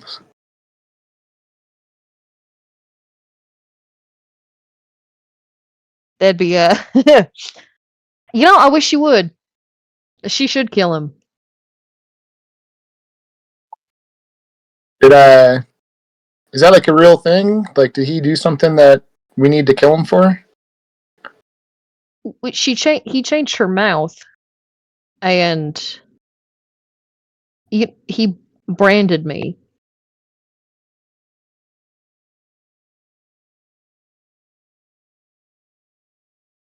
I don't just I don't just hate him for no reason, although I feel like I have plenty of reason. He's annoying as fuck. No, you're right. I'm sorry. I'm probably just talking too much from drinking. That's none of my business. But it is your business. We're all working together. You guys have to deal with him now because of me. I give Drew a pretty hard, strong hug, and so you mean we get to deal with him together? You always have a bright side to look at, huh? That's what I like about you. Maddie's just gonna smile, kind of embarrassed then, and keep on looking for a fisherman's hut that we're gonna crash in.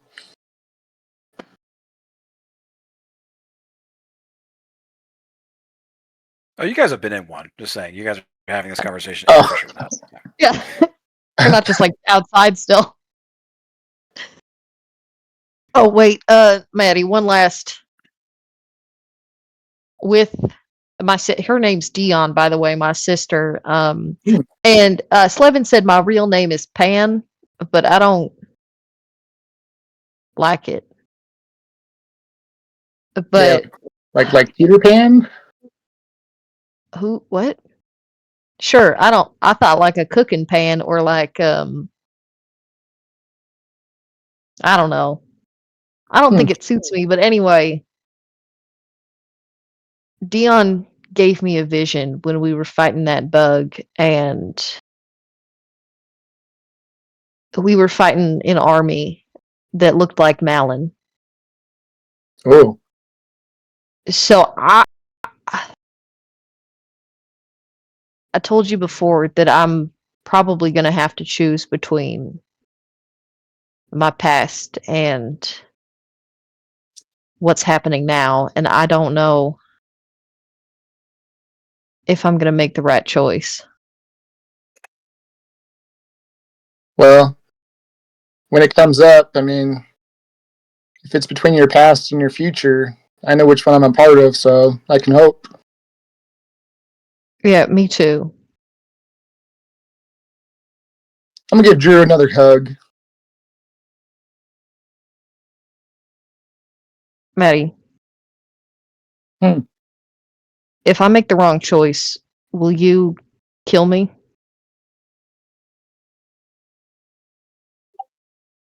Hmm. I don't know how Maddie would react in that situation, so he's not gonna say anything. Please.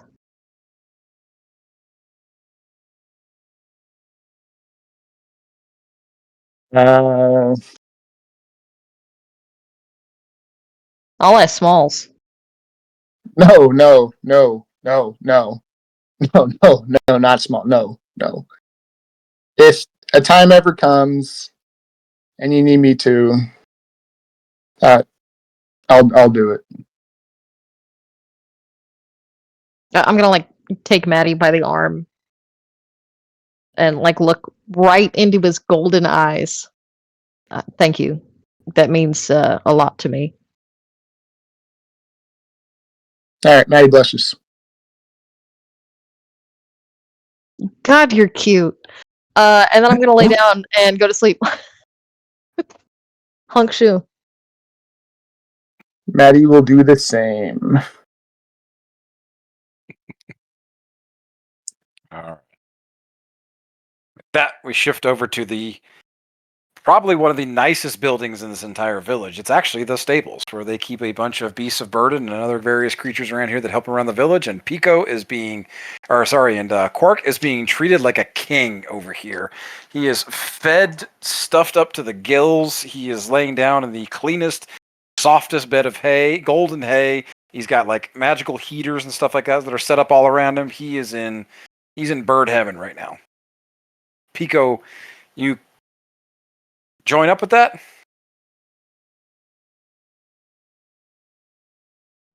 You gonna take the bird treatment? Yeah. I'm gonna be like, all right, you seem like, man, how young are you? And I'm gonna like try and like spruce him up and be like, just like how an uncle would talk to like a nephew, be like, all right, remember, when the sun comes up, we gotta greet the fuck out of that sun, man, because every sun is different, and I feel like this sun so far has been really nice. So if we're nice to the sun, that means it's gonna be a good day. If we forget to be nice to the sun, it's 50-50. I can't really tell you because it's like being nice to people, you know? And I'm just gonna go on this tangent of how we have to, like, if we can make the sun laugh by also being like, it doesn't have to be a true cockadoo all the time. We can like spruce it up and just scream at the sun if it needs to like hear our name a little bit more. Or we can whistle at it and be like, hey, you hot sun, you know. And I'm just going on a tangent. Seeing if Quark is understanding how cool this is to scream at the sun every morning. Oh, he is eating it up right now. You have his like fat bird face like in between your hands and just like smashing his cheeks together, going off on this crazy tangent. His eyes are real big. And it's like if he could smile, he is smiling ear to ear right now, just like enjoying the conversation and the quality time. So go ahead and roll me animal handling with advantage. All right, let's go.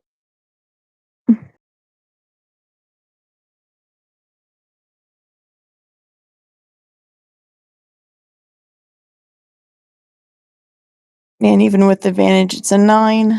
9. Okay. All right. We will take care of that first thing in the morning. All right. With that, we are past due for our break. I want everybody to go ahead and take a 10-minute.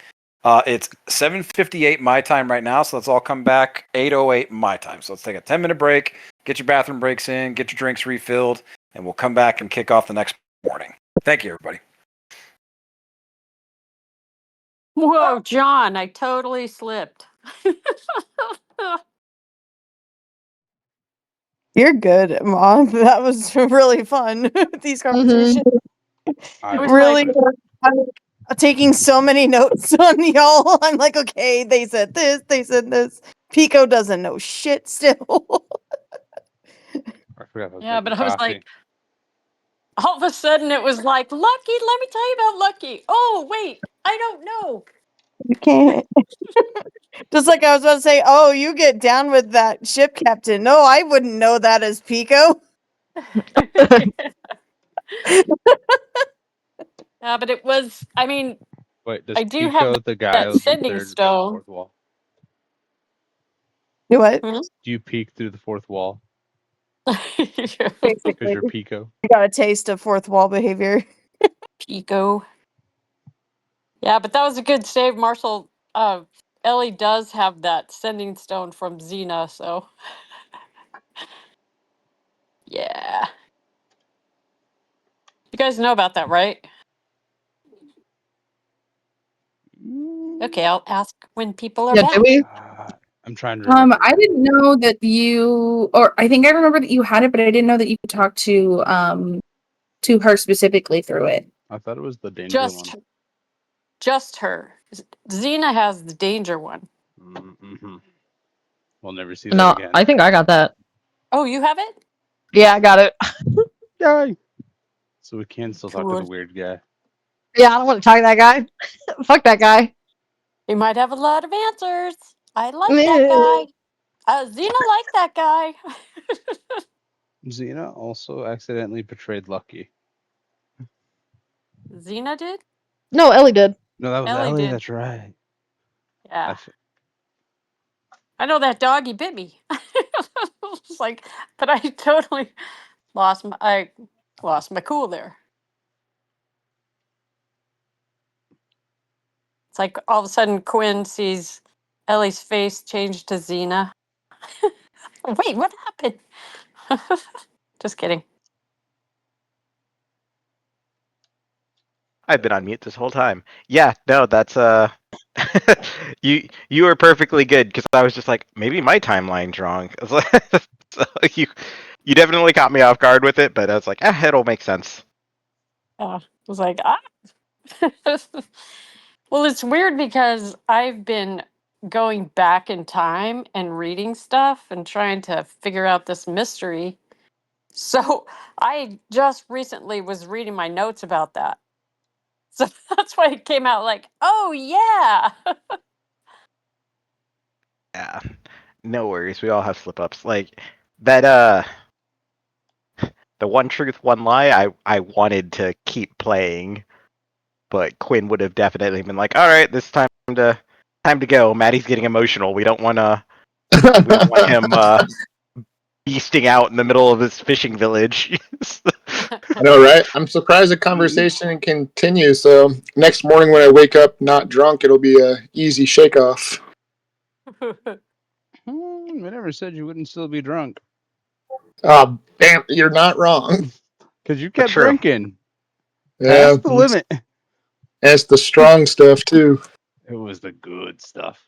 That's what they're Good gonna stuff. give us. Yeah. I mean, Quinn definitely locked on to part of that.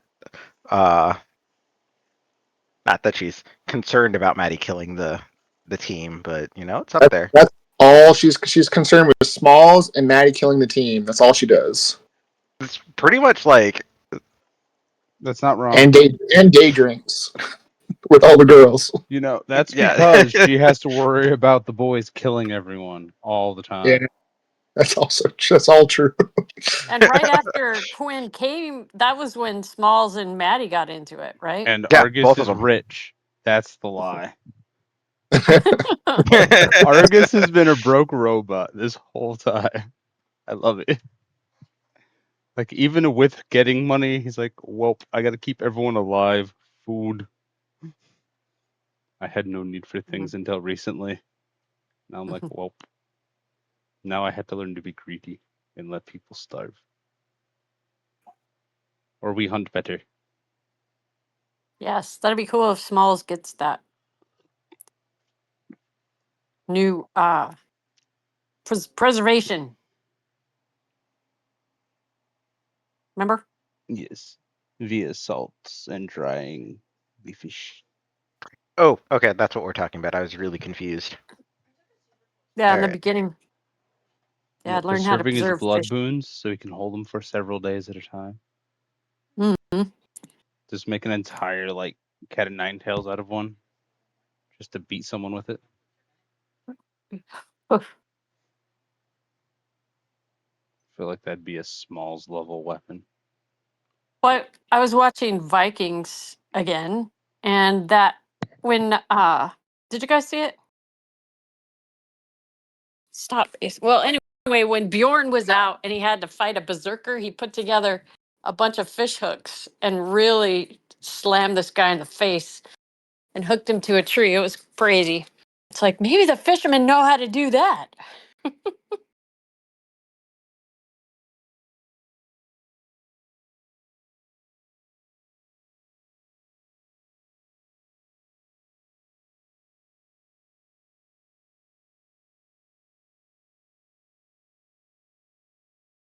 But it's fun having girl time with Quinn.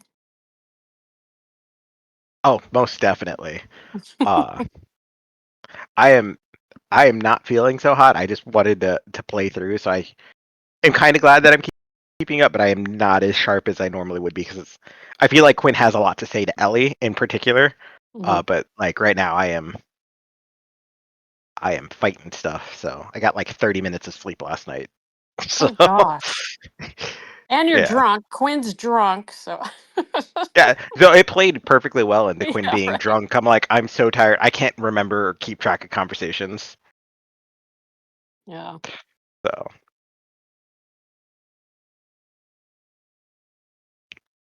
like I wanted to play like One Truth, One Lie again, but like I spent like half of today trying to come up with like a truth and a lie. I'm like, I need to just create a backstory for Quinn because I haven't done it yet. Mm. Marshall's not here, So, right? No. Okay, yeah, because totally when I gave Marshall like the full backstory of Drum, he literally like I literally died like 2 sessions later.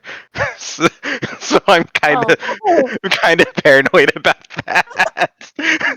That sucks. Like there's there's a bit of fear there. So it's okay though. That he's back. I am back.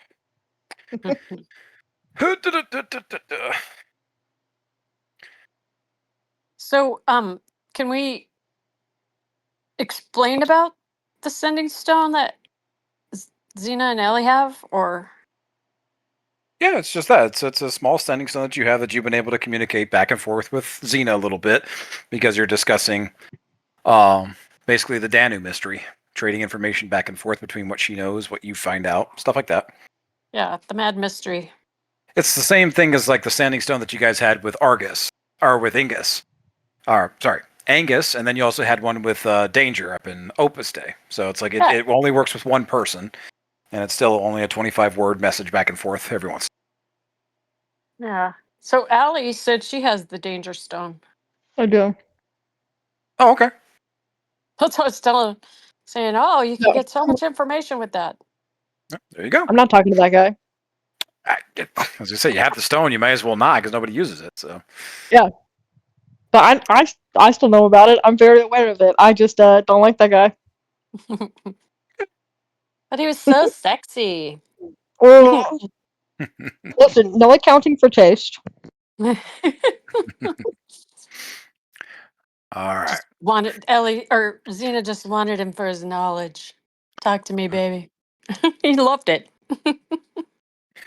But before we dive back into the session, yeah, basically we created that chat in the Discord for it's Ellie and Xena's like mystery Discord. It's like Sherry's going to put a lot of stuff in there, theory and stuff like that about all the things that you guys have transcribed or translated, found on the temple walls, found in the books, like all of the things that are starting to put like little pieces of a puzzle together.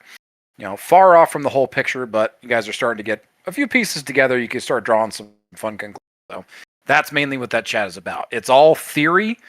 So just remember, if you're going to put something in there, just put a theory tag on it or say like, hey, this is my idea, this is theory. But you're welcome to all participate in that chat. In fact, I welcome it from everybody.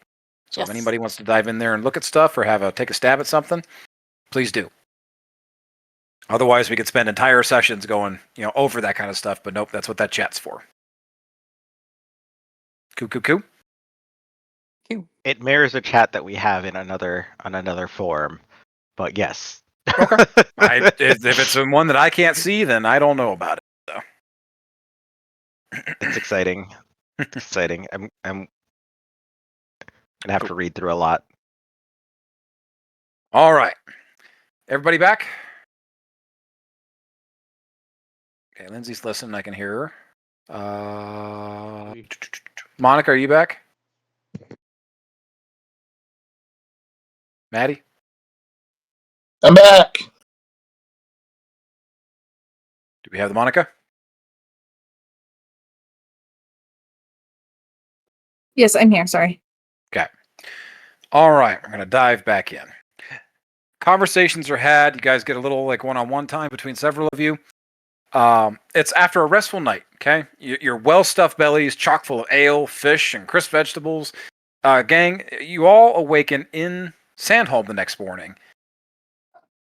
Except it's an extremely harsh morning of hangovers, as well as a blanket of snow and ice. Overnight, a blizzard has settled in, and it shows very little signs of getting any better. The sky is grayed out, there's a frosty wind on the air, the river has begun to frost over a little bit. The fishermen are at it first thing bright and early in the morning. In fact, most of you are woken up to the sound of a crash, because off in the distance, Pico is over on the top of this roof, and he's beckoning to Quark with his hands, like, come on, bud, come on, and gets Quark to climb on top of the stables with him, all the way up to the roof, supporting this gigantic bird's weight. And Pico is up at the top of the tallest part of the stables. Pico is like steadily making his way up, his claws slipping on the ice, and they gear up together and they start to let out this massive cock-a-doo. And as soon as Pico starts to squeak out with his mighty bird squeak, he goes crashing through the roof of the stables into the stables below, and everything starts going chaotic. Oxen go running off, horses break free, big pluffs of feathers. It's pure chaos over by the stables. But again, everybody has woken up to this massive, not a massive, but a rather thick blanketing of snow as a blizzard is beginning to settle in from the nearby mountains.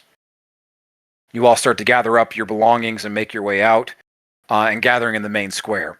There's large groups, like I said, the fishermen are at it first thing in the morning, pulling their boats in out of the water, making sure that they frost over, starting to drill holes in the ice. They know what to do here. But there is a visible sense of confusion in the air because the night before was perfectly chill. There was nothing going on, nothing that would have been instinctive of a blizzard setting in like this. You all kind of gather up and start hearing whispers about something going on a mountain nearby. Somebody is missing. There's a lot of just like, things happening all at once. But you all start gathering over at your wagon, dusting off Quark and kind of getting everything together in the chaos over there. But you're all kind of gathered up here in one space. What exactly are you doing this morning? Does anyone have like Tinker's tools? it's a cloudy day, y'all. Like I said, 50-50. It's either a really good day or it's all up the sun go. But I think me and Quark got a really good view of the sky, though. But yeah. Good morning, y'all. What did Good you morning. break? The whole barn. I'm just gonna face palm into my cataract-like eyes in disappointment. Quark is like Hey, standing next to the wagon with his head visibly down in like shame. no, Quark. Look, that was a good practice run. Well done, buddy. Look, we got up there. Even an ice dude, radical. We got up there. We were about to just holler. And yeah, I mean, I think that's an old barn, dude. I think, yeah. You did good. You did good. That was good. He puffs Good. up a little bit. Okay. But yeah, the barn is down. How do we repair it in this world, guys? I don't know. Should we go ask who's in charge of the stables? Maybe they know how to fix I it. didn't see anybody, guys. I think they're all fishing. I don't know. They seem like fish people.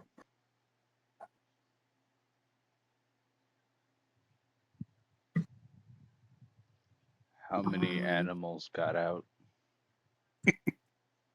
I have no idea. I fell on one by mistake, but you know, I'm a chicken and I think it was fine. It's just Startle. Good morning, Startle. That bird person attitude. The world says hello. Yeah.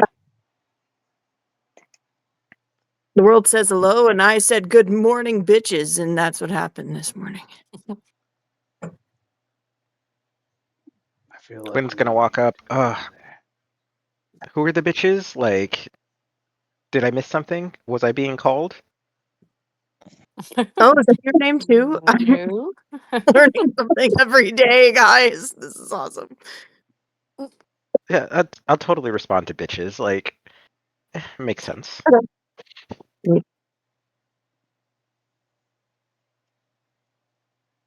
Anyone else responding to bitches, or is it just It's around this time you all notice that there's a familiar face kind of standing nearby, patiently, but just kind of looking out over all of you. It's Yoshi, the leader of the fishermen that you were. Oh, guys, look, it's Jeff's friend.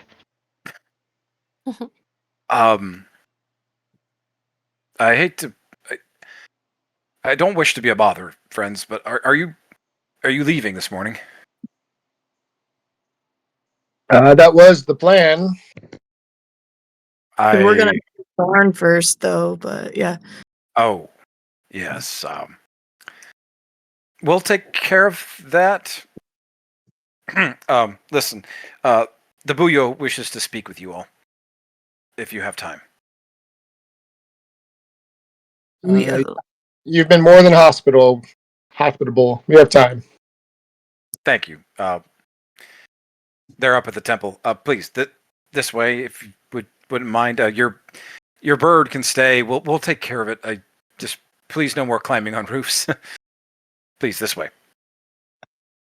I'm learning every day, sir. Let's go.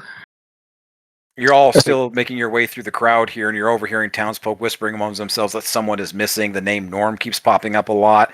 Again, that's a lot of like talk of like the storm and stuff like that. It's coming from the mountains. There's something about a witch. There's a lot of weird conversations going on. Everything's in pure chaos as everybody's trying to get geared up for something that is happening right now. Something that they were they know what to do, but they were not expecting to have to do it. Is the impression you're getting from going on.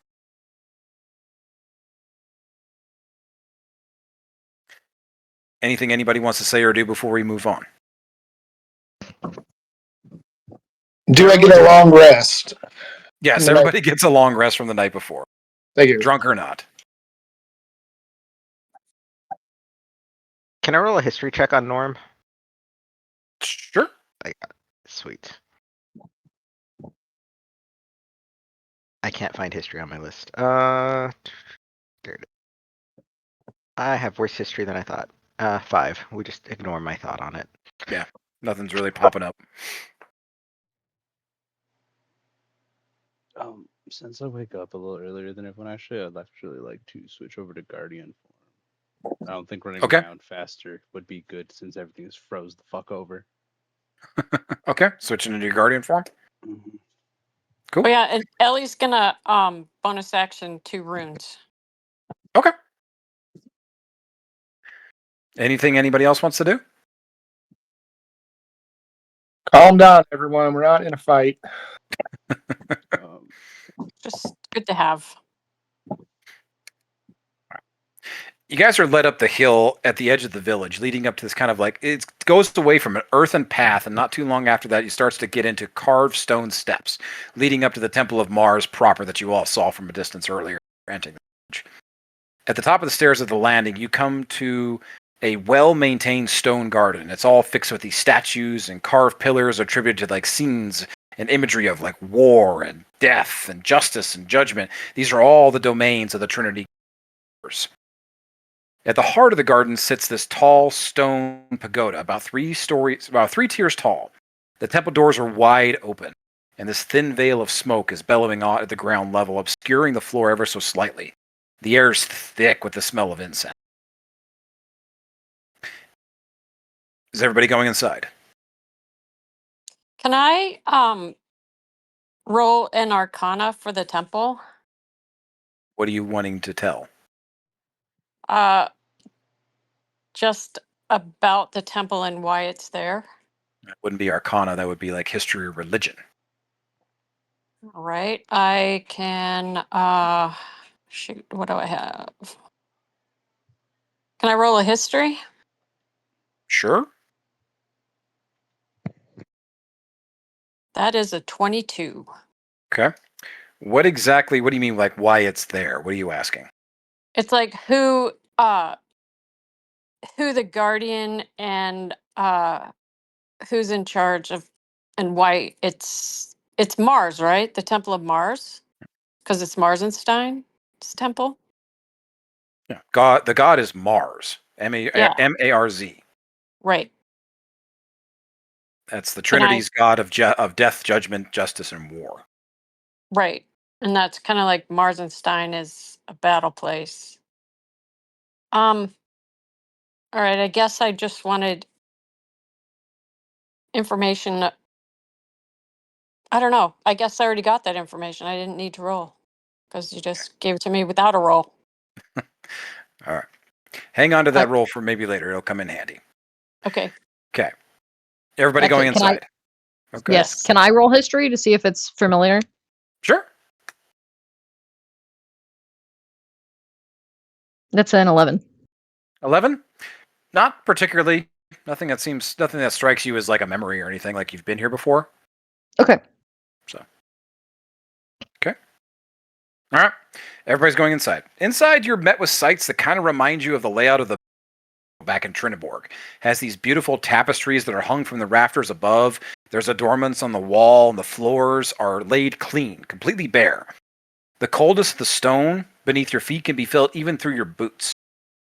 As you enter the temple, the center of the temple floor is this like large square pool of perfectly calm water. And at its center is sitting this like little place, like a little sitting spot. And it's occupied by who you can assume is this person that you were told to meet, this Buyo.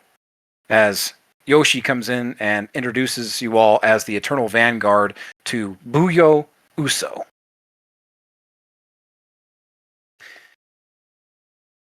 USO. USO. That's what I'm sorry. USO. Okay. So at the center here is Buyo Uso. This is an elegant styled kabuki done up like it's a cleric that seems to be done up in this like kabuki style in these simple but extremely well-made robes that are that this orange and red velvet under black leathers. There's also these green tassels that dangle from her neck. Her hair is ghostly white, and her makeup and everything is heavily accentuated and extremely fierce looking. But the trick is on her face is absolutely bereft of anything resembling like an emotion or an inflection. In fact, you don't see anything like that on her at all, but you see it in these floating masks above her head. There's about half a dozen or so in total. I will drop this in the chat. Session chat, I guess.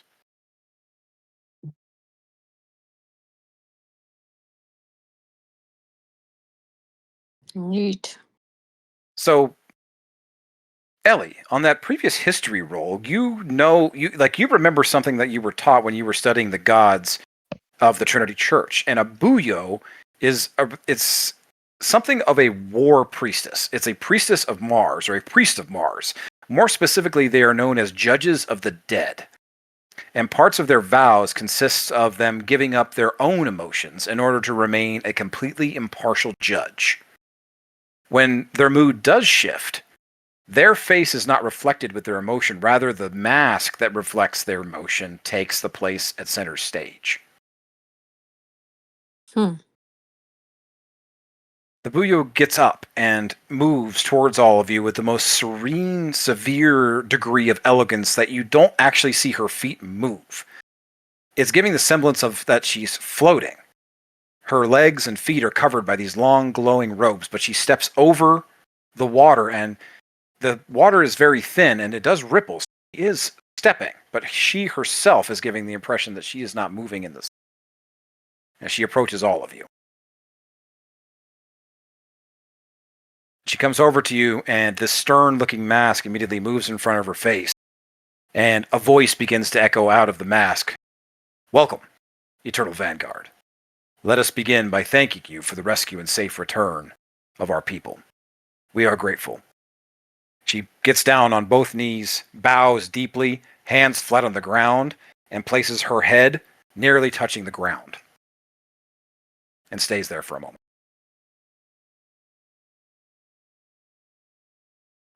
Can I return the bow in what I think is the proper manner? Absolutely. In fact, Yoshi is kind of like beckoning to all the rest of you. Oh, so Ellie kneels as well. I will too. I'll follow suit of Maddie. He seems like he understands the political atmosphere here better than I do. Yeah. I'm watching Quinn today. What does Quinn do? All right. Quinn's gonna kneel. Okay, cool. I'll kneel too. All right.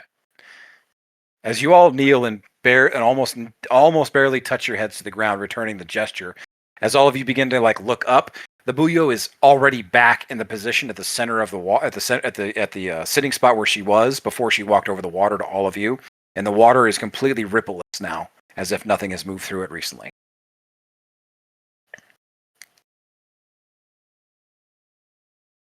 Please sit. And she motions to a bunch of small cushions that are sitting around, moving around the pool, but not at the edge of the water.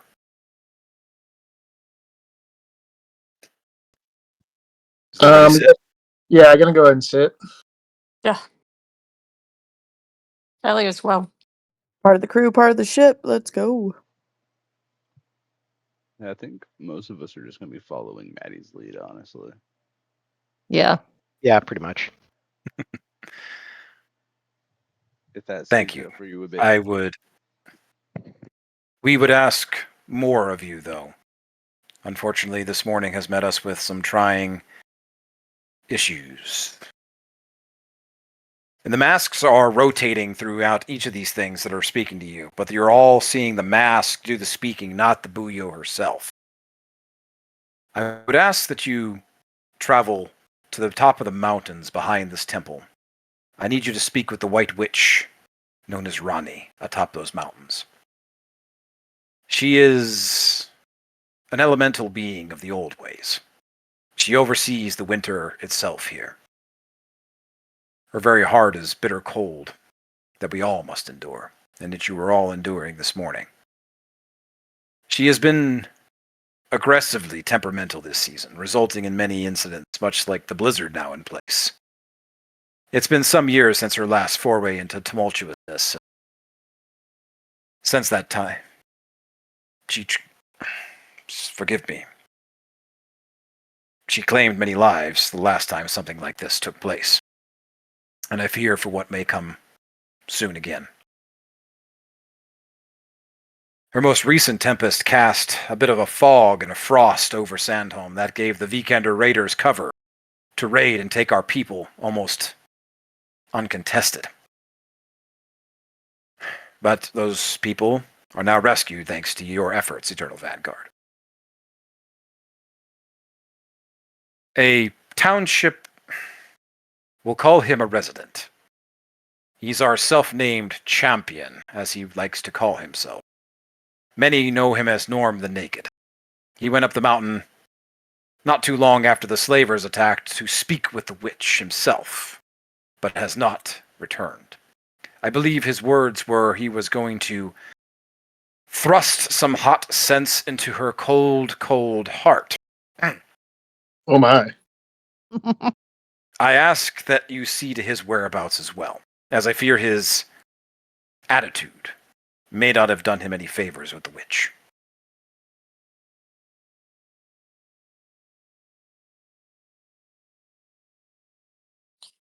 Well, he just speaks up.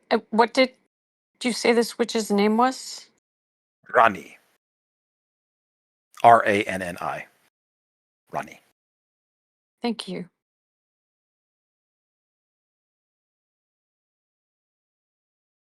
I look at the group to see what everyone's thinking. If anyone's nodding or just kind of just there just to be there. I'll nod. Yeah, Ellie's nodding too because she wants to meet and greet. Looking back, I say we will accept this request. For all you've already given Sandholm, I must offer this before you say yes. The gods speak to us all in many ways, and the god of death demands that I relay this. Though many shall go up, one shall never come back. One of you shall never come back here again. I sense there is a toll of injustice that has been declared upon this, whatever this is, with Rani. In recompense, the god of judgment shall require. Death smiles at all of you. But when you do return, I would offer my boon to each of you. If you have a question of death that you would ask of death, if you need a judgment on your past, or if there is some justice within my power to grant each of you, then each of you may ask of me one of these things. I pray that will suffice. Matty snickers a little, and he holds up one of the contracts that we have from back home. He said, "Can we put that into a contract?" Yoshi actually comes over and hands you like this delicately adorned scroll. It's already drawn up, and you unravel and open it up. It actually has the Buyo's stamp of seal, like the official crest of Sandholm, as her governing, like she is the governing body of this place, and everything that's outlined there basically is, yeah, she already has this ready to go. Yeah, this would count toward one of the three, right? Oh yeah. Okay. Perfect. Then I will sign away. Ellie signs next. I will also sign. Or are we signing just like as the Eternal Vanguard and then like that's fine? Or does it have to be each individual person? I forget. You guys are not officially the Eternal Vanguard yet, so each of you needs to sign individually. Okay, cool. Then I will sign. I haven't been officiated yet, but do you guys want my help? You are more than welcome to join us. Just keep in mind that there are risks. True and valid. What's with the papers though? It is a contract. Okay. It basically says that this is the job that we are being paid to do, and that we are going to do it and not run away. Oh, yeah, Mhm. 6. So like a little oath thing, right? Yes. Do I have to put my blood, my No. beak, or feathers, or what do I need? You just have Just to sign put your your name. name on An the egg? paper. Yeah, I could do Your that. name. Name. You can You produce know how to write eggs. your name? That could be useful. And I'm just gonna pluck one of my feathers and just like, where's your ink at? And just try and scribble on there after everyone's settled. Does it look like chicken scratch? It's literally chicken scratch. Okay, Good. so Ellie raises a question. So this contract is for us to find Norm the Naked, or is it to confront the witch? The official contract is to confront the witch. Oh. And Norm the Naked is making problems. The No, contract, he's gone yeah, missing. contract makes no mention of Norm the Naked. Oh, okay. Because he was mentioned as the resident Just that village He's whisperings gone going on missing, about so the if we champion. find him, it's a bonus. got it. We are going to do our best to find him. Yes. But our job is to speak to the witch. Mhm. Uso kind of get like it displays like this half second of like a personal emotion and just kind of shrugs when you mention you will do your best to find Norm the Naked. Just kind of, eh. Quinn is going to One of look our at Smalls and then ask a very pointed question of, when you say one of us doesn't come down, is it required of our team? Or is it just one person who ascends the mountain shall not return? The mask that has like a smile moves into position for like half a second and then moves back to the one that's stern and just repeats the same thing and basically tells you the god of death has spoken. We should take one of the villagers with us. Hmm. I like you all, and they do owe us their life. We did bring them, or one extra life is not going to cost too much. But that's my personal thoughts. She's going to sign the contract. I don't know if you're joking or not, Quinn. If you're saying all this out loud, the Buyo angry face is definitely moved into place. Quinn's still going to sign the contract. Just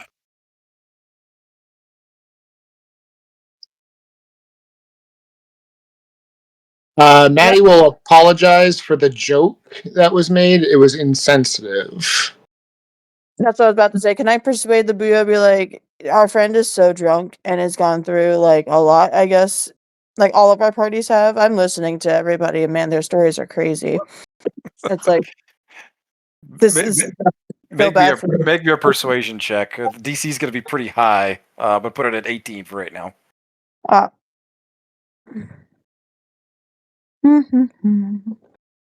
Would they get action. advantage because Maddie also said that he was going to do something? I'll say if one of you wants to give the help action or do something to try and give advantage, I would highly.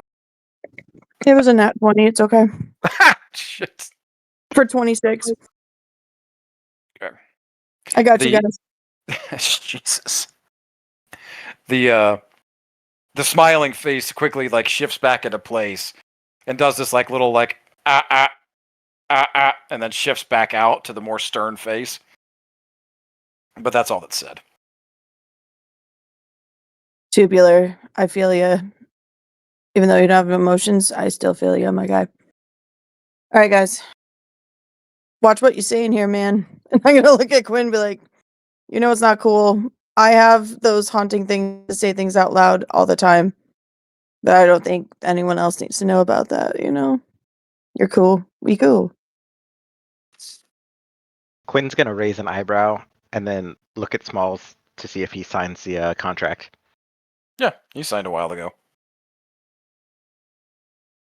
You make particular notice that he is interested in the boon that she is offering.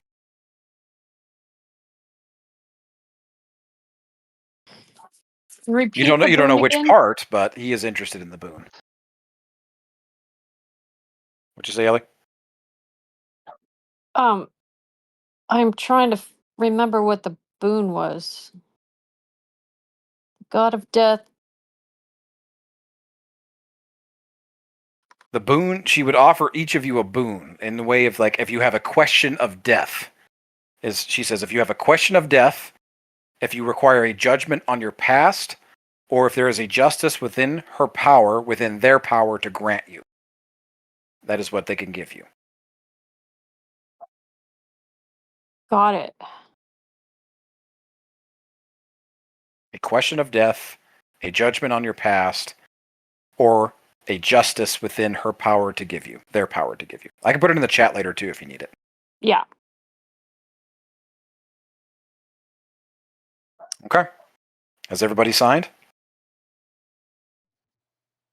Yes. Yeah. Yoshi comes up to you and hands you this large bronze key, directs you to take the path. There's a, and sorry, the Buyo continues speaking. Up the mountain behind this temple, you'll find the path to her. It's at least a day's walk up in this weather. I would suggest you all stop at a hunter's lodge on a bluff, just below where Rani dwells, in the shadow of the mountain. Inquire about Norm there, see if anyone has seen him or might know more. We have not seen or heard from any that live up on the mountain since before the raid either. Though I suspect, in fact I am certain it had nothing to do with the Vikanders. So, I bid you all caution.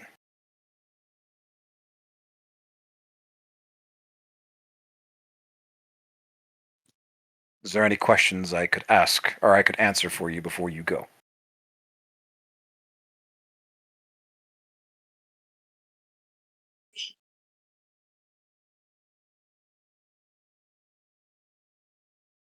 Does anybody have a question? If no one's asking a question, Maddie will go ahead. Maddie will go ahead and give the bow to in retreat as we leave. Yoshi beckons you all out of the temple the same way that you came in. As all of you get outside the temple doors, they immediately swing close on their own, gently, but with a thundering boom behind you. Thank you, Eternal Vanguard. I need to return to the village. We have a lot to prepare for.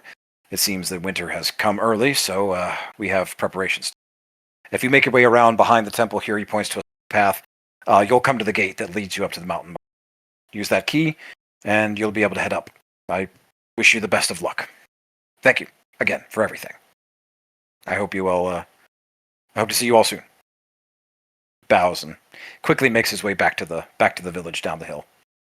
Quick question above the table. Did you say that in the courtyard there was an obelisk or a pillar?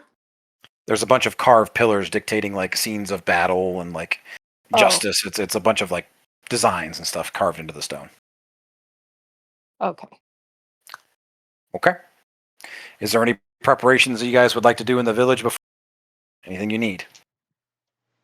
I would actually like to summon the other companion, the Death Dog, while Quaddle starts the molting processes.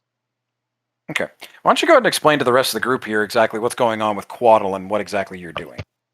So currently, since I have acquired the evolved familiar feat, Quaddle himself is going to go into an egg for a while they quote unquote grow or evolve. It's also ironically efficient since we're going to a cold climate and reptiles don't do well in that. So during that, I'm going to use a secondary companion, which is a death dog, for my seeing eye companion. So he will be the goodest boy. He is very loyal. And Argus is very confused, so it has wings because I can give it a flying speed. So he just thinks everything is supposed to have wings. That's his personal problem in life.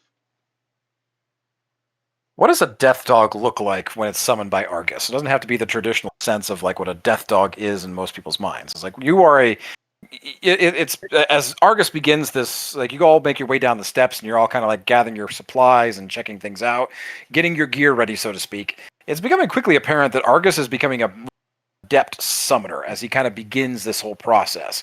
And what does it look like? What does a death dog look like when it is Argus's seeing eye dog? So as the shadows around Argus's feet actually clump together to get darker, It's actually gonna come out of the shadow itself and kind of develop. Do you guys remember Avatar: The Blue Monkeys one? James Cameron, the giant dog that they have. Yes. Its flesh is gonna look kind of like that, and where like the head is just gonna be split because it has two heads. It's gonna have like bat kind of wings, kind of fleshy. Jesus. Its eyes are gonna have a really like abyssally dark purple to them. Huh. Almost looks like it's infested.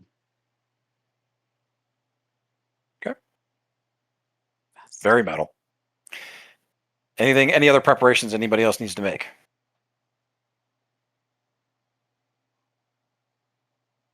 I would just double check supplies because we did use quite a few for the fishermen that we saved.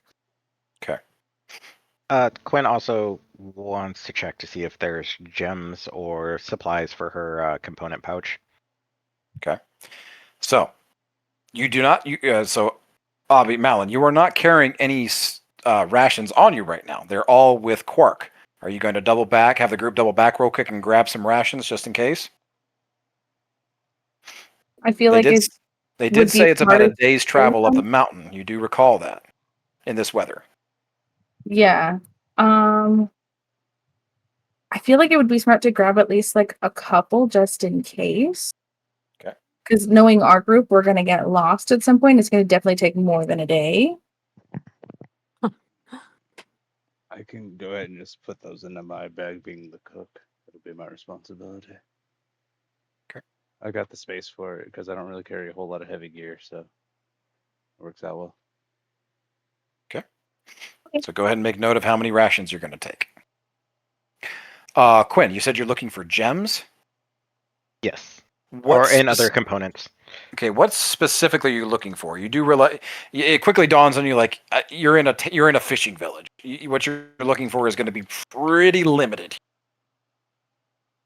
So I'm gonna look for diamonds. If they're the right price, I'll get them. But I also need to look for crushed ruby, Okay. and also need to look for a block of incense. I think those are the only things I have that have cost. Okay.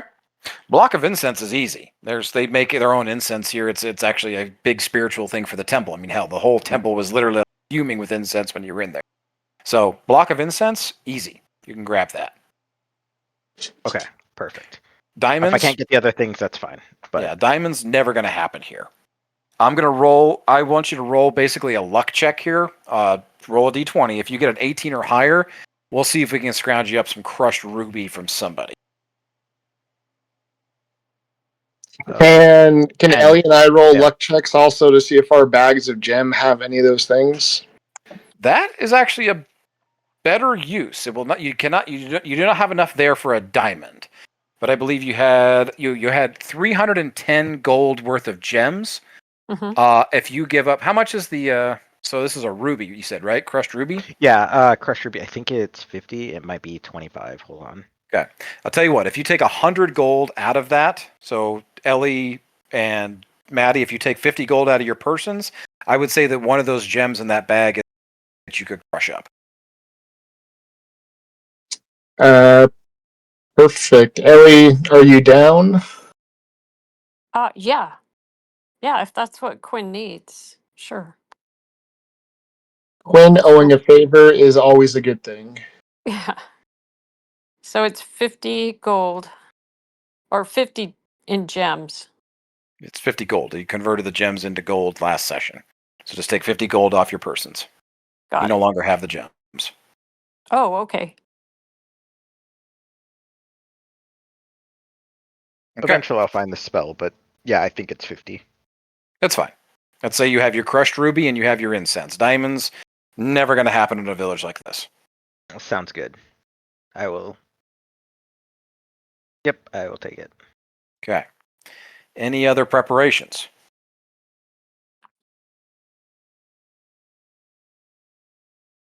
Going once. Going twice. As an action, can Ellie do 2 more runes? How long do they last when you activate them? Do they just last until you Until I use them? use them.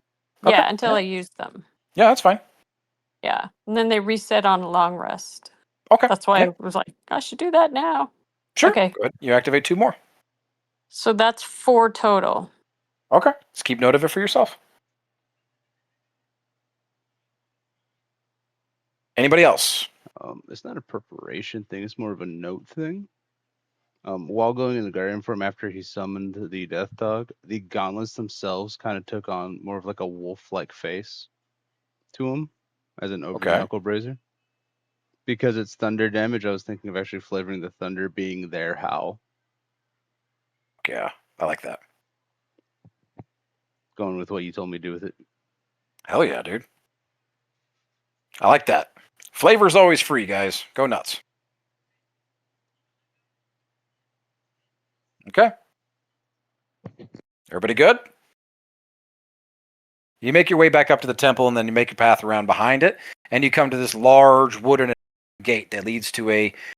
Honestly, this is little better than a goat path, but it leads deeper into this jagged mountain range behind it.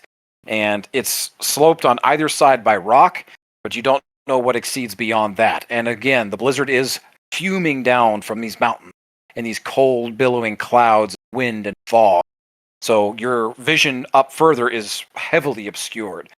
But you all take a deep breath and start marching up. You travel behind the Temple of Mars and up these jagged ridges, these low hangs, several steep drops. Honestly, like I said, it's a little better than a goat path. You travel for several hours, and I'm going to go ahead and need everybody for right now make me an acrobatics or athletics check. Okay? Everybody. Either an athletics or an acrobatics check. You are looking for 15. Okay. The elevation is rising and the air is growing thinner.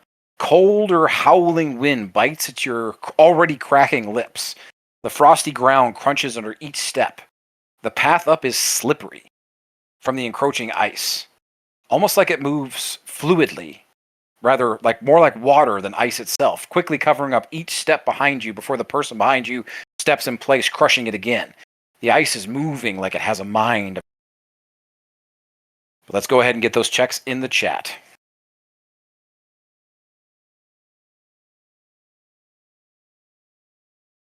Nice.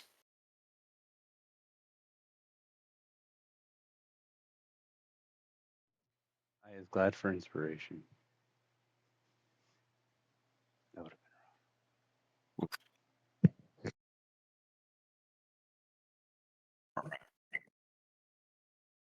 I need to roll this for Smalls real quick. I forgot. Or Maddie, can you roll Smalls real quick? Yeah, I got it.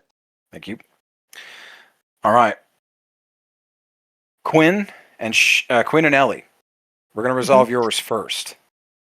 As you are walking up the path, it quickly gives way as you guys are sticking pretty close together after staying the night together. The conversations you exchange, you're staying pretty close. There's a bond of trust starting to build there.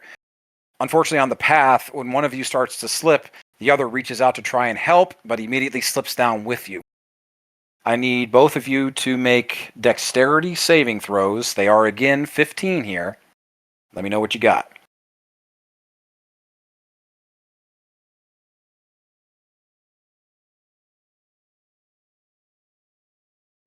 19, Ellie. Okay.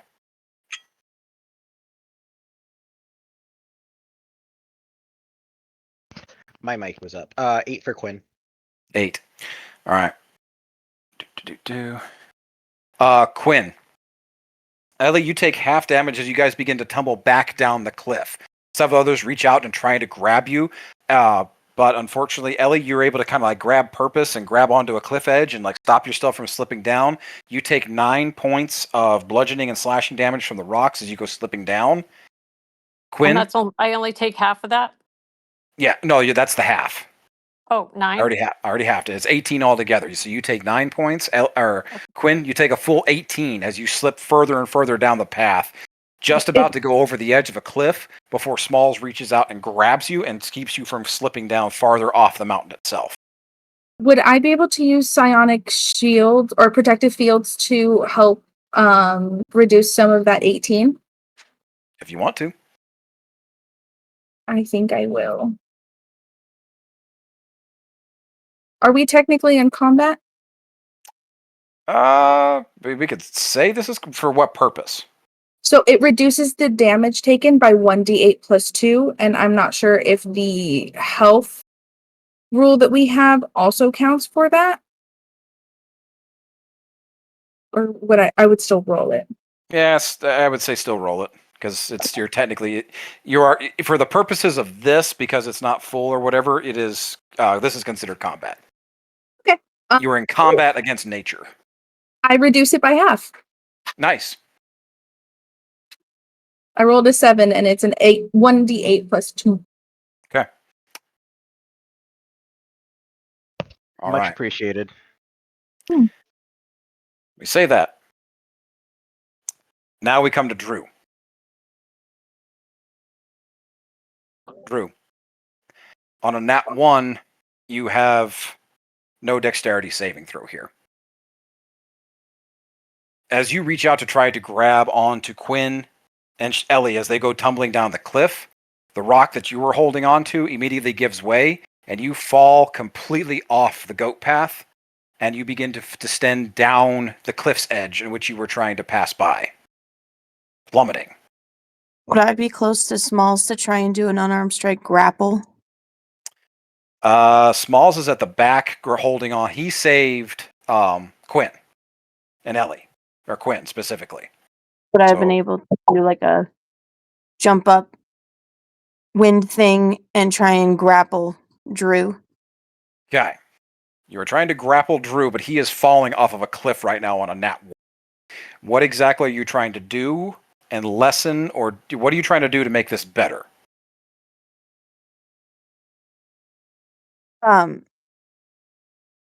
Because you cannot fly. No, but I can glide. If you're Like, I allowing can- us to jump down, and- I can fly. Okay. to flap my wings a bit, like holding on to him, flap enough to take like instead of full damage, doing like a half damage just to land a little bit safely with him. Okay. Is he within 60 foot of me? Yeah, within 60 feet. Featherfall. Okay. Reaction. First level. Gotcha. Gotcha. All right. So we're going to use Featherfall. Yep. And we're going to go with Pico first. Pico, as you dash out to try to grab, I'm going to let you make a grappling check here, an acrobatics, or sorry, yeah, it'd be an acrobatics check. You're looking for a 17 or higher because what Drew is rolling right now is 17d6 damage. it would Maximized. So Ellie screams over to Pico, "You can do it!" and give her a bardic inspiration. Oh, we're going to use, okay. We're throwing out some new abilities here. and I'm touching on Drew, and I'm going to give Drew guidance, and I'm going to do wind wall. Ooh. Okay.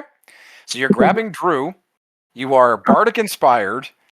Drew is already feather falling. So I'm gonna instead of using the feather fall on Drew, we're gonna use it advantage on your acrobatics check to try and grapple and grab him. Okay? Mm-hmm. All right. 17 or higher. You have a D6 to add to that too. Rage.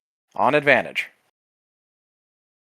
Can I go into a rage while trying to do this as well? Sure.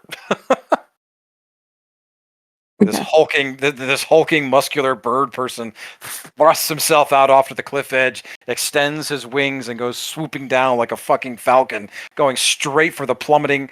First, Drew is plummeting down off the edge of this cliff before a magical feather fall immediately hits him, and he's kind of like coasting down like a feather, making your target that much easier to nail as you're gliding through. Actually, What you got? I'm gonna hit both of them then and upcast it if Pico's jumping. Okay. Well, I Advantage? have like I don't know whether or not you can hit the ground and not die. So So what are you doing, Pico? Where'd you roll? am I sorry, I'm trying to find what I'm supposed to roll. Acrobatics. Okay. You're rolling me an acrobatics check. You need to beat a 17. You have a D6 of bardic inspiration to add to it if you need it.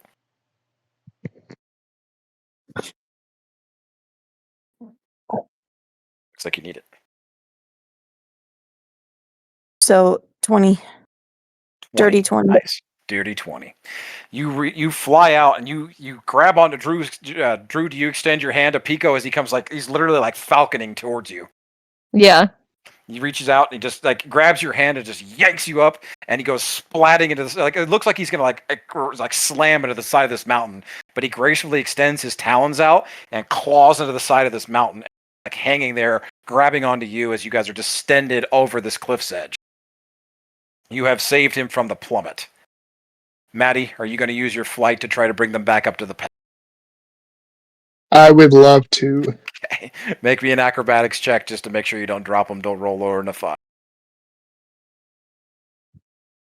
I got a 9. On a That's nat one. but that's because my acrobatics is +8. All right. I'm really tempted to honor this nat 1, but I'm going to go ahead because everything else that's been combined here, I'm going to say we make it. You are the best DM. I don't care what everybody else says, Marshall.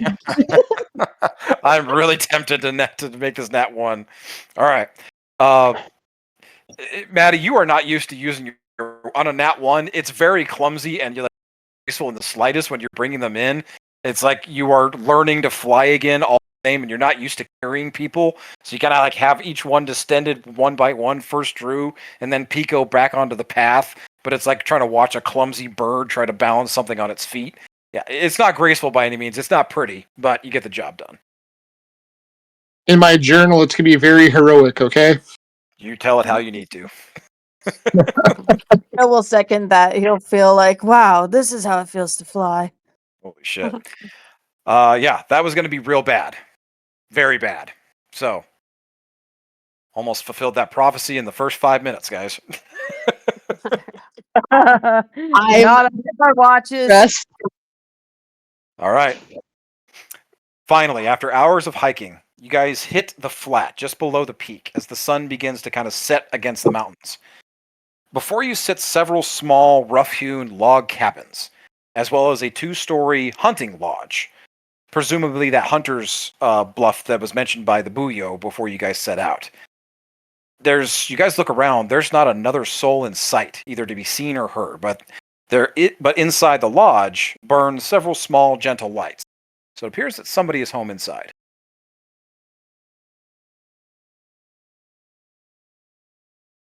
Can we Bring knock and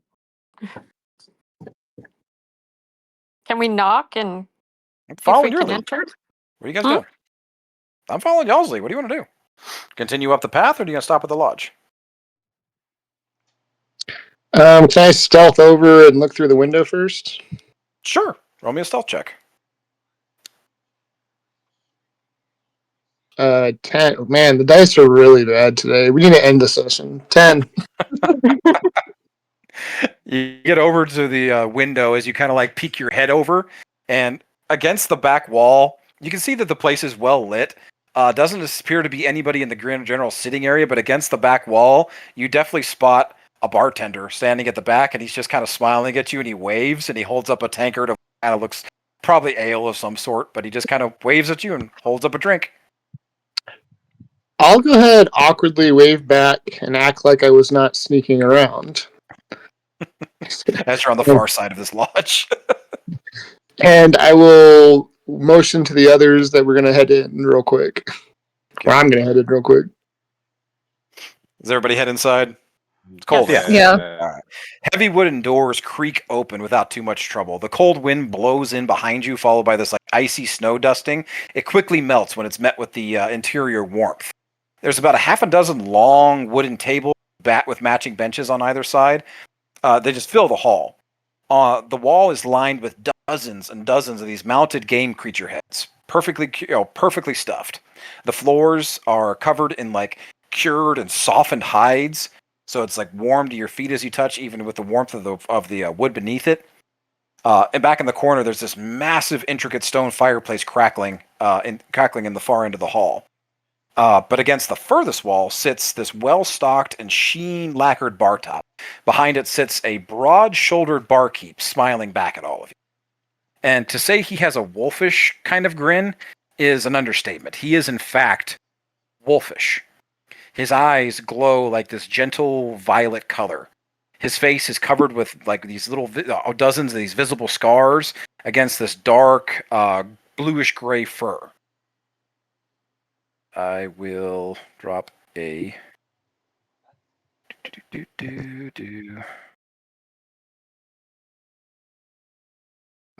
session chat. There we go. Drop another visual. He beckons all of you over and begins like putting out mugs and starts filling them up. And it's like this. Whatever it is. It's warm, but it is also frothy, and he comes bubbling up over the top. Like I said, he's this handsome wolfish humanoid. To those of you that would know, this appears to be a shifter, which is a race most commonly found down in Sylvaden. But he has this sly canine smile about him, these gentle eyes that kind of glow this soft violet light. He has this kind of gray blue fur, but it has this dark edges around his face that give him like a beard-like outline. He has these coarse furs over top of hunting leathers, but it's layered with these like properly made soldiers' plate armor pauldrons, forearm guards, gauntlets, from what you can see over the bar, and does not appear to carry any weapon. But he's behind the bar and pouring drinks.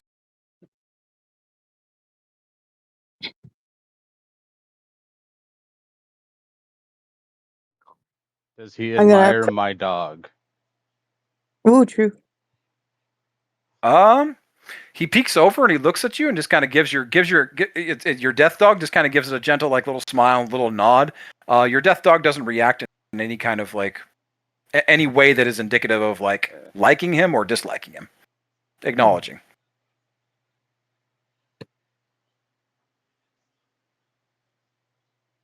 You guys want to come sit? It's cold out there. Hi, my friend. At least one of you is sociable. Come on, sit down, Birdman. Oh, yes. I'm Please, feeling extra meaty today, and you're making it seem like I should get more meat in my bones, my friend. You bet. Have a drink. So- Sorry. What's your name there, friend? Pico de Gallo. Just call me Pico. Yeah. Welcome, brother. I'm Gatsu. Got Welcome to the lodge. Ellie's gonna What? walk over and sit next to Pico. This is my friend Ellie, and I'm gonna like put my arm over Ellie. We're all on a mission. I don't know if you know of any rumors going around, but you know, I'm a little too loud, I think. We just want to make sure we're right back, if you know what I mean. Hey, we're just simple hunters here, friend. So you're on a mission, you say, huh? Yeah. So, Hey, Elias. Maddie. I'm not gonna yell at Maddie, but go Well, ahead. Elias Gatsu, really quick. Have you heard of a guy they call Northern the Naked? Everybody here has heard of Norm. Yeah. Oh. He stopped here a couple of days ago and made his way up towards the flat. Flat. Plateau. It's up where Ronnie dwells. Can Quinn make an insight check to see if he's telling the truth? Sure. 21. Yeah. He seems to be telling you the absolute truth. All right, perfect. We're trying to actually, I think, get up that way. Don't know if you have anything on sale. Help out, you know.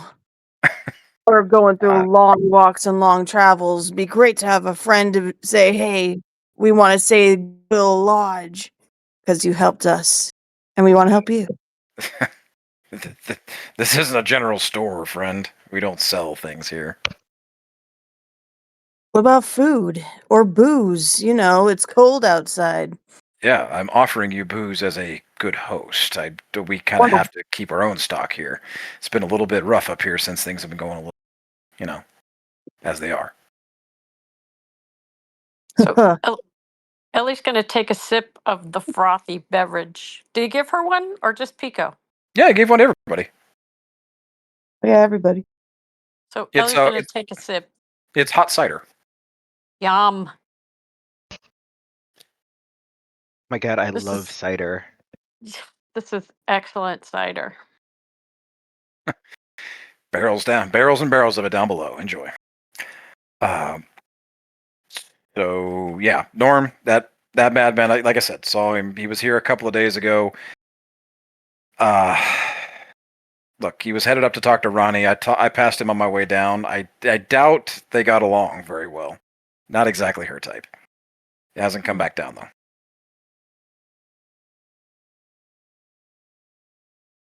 Well, since we're totally in the area and you've been so hospitable, is there anything we can do for you while we're on our way up looking for Norm? I'm good, guy. I'm just holding down the fort while everybody's out. You know, hunters. Out hunting. Doing what hunters do.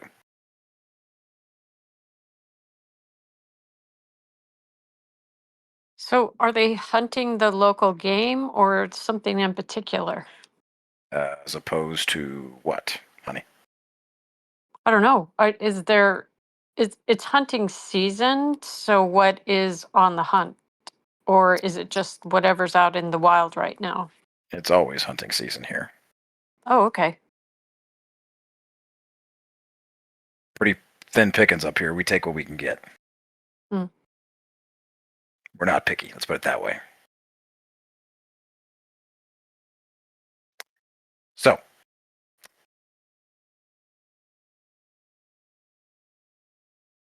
anything else I can do? Did you say did they have any food or no? Nothing he's willing to part with, it seems. He's offering you the drinks to be a hospitable host, but nothing to sell for food. Does it like even smell like food or anything like that at all? Like, or is it just all alcohol there? Make me a perception check. A flaccid 20. That's a 20. There's definitely like cooking meat on the air somewhere. It's like it's a hunting lodge. There's always something turning on a spit, but there's nothing that you can visibly see here in the.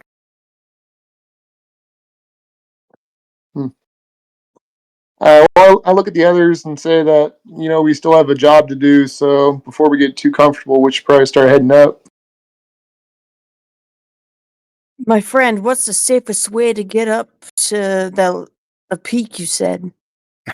Safest? There's only one way, and I guess you could consider it safe. It's just head back behind the lodge. You just keep following the path. It'll take you up to the plateau. Plateau, that's right. Thank you. You bet. I'm gonna see if I can start heading out. Then I don't think there's too much here that I'm trying to stick around for. So Ellie's going to down her cider and lean into Pico and say, "You are so warm." Fluffy feathers, and I just got bigger.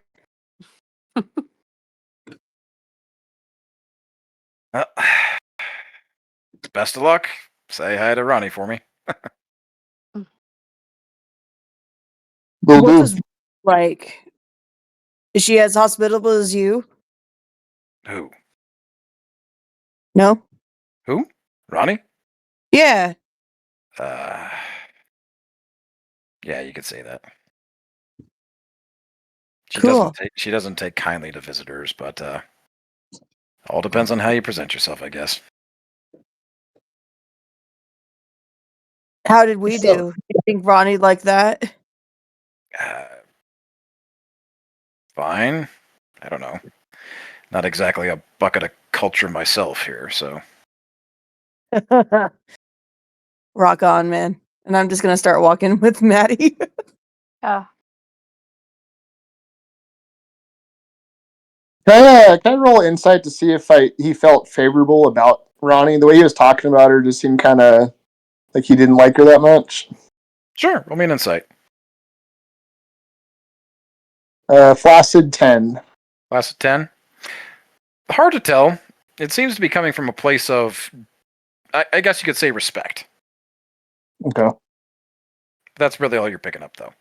You do note on that, though, he has referred to her specifically as Ronnie, and only Ronnie. Yeah. Okay. Then I will continue out the door. Okay. I I'm gonna follow, but I'm gonna ask Gotsu. Gatsu, Gatsu. has she ever visited you here at the lodge? She doesn't visit anybody, no. Okay. Thank you. You bet.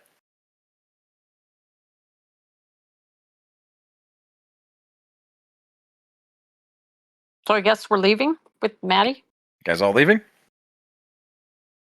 All right. Yeah, I think so. Yeah, I'm following the leader. No. All right. All right. Last leg of this. A few more hours hike up the path. It's starting to get, like I said, it's starting to get dark out, and it's getting colder and colder. But you still have a little bit of light. A few more hours hike up the path. This stretch is a little bit easier now that you all sense you're getting closer to the eye, or I guess you could say the heart of this storm. The path begins to open up a little bit. Icy walls still tower on either side. And you come across, it's not too long after that though, like I said, just a couple more hours up the path, you come across this peculiar structure. It's a small iceberg at the center of the path. It's pristine, frozen walls are sheen, and they're clear to see from one side to the other, almost like you're looking through frosted glass.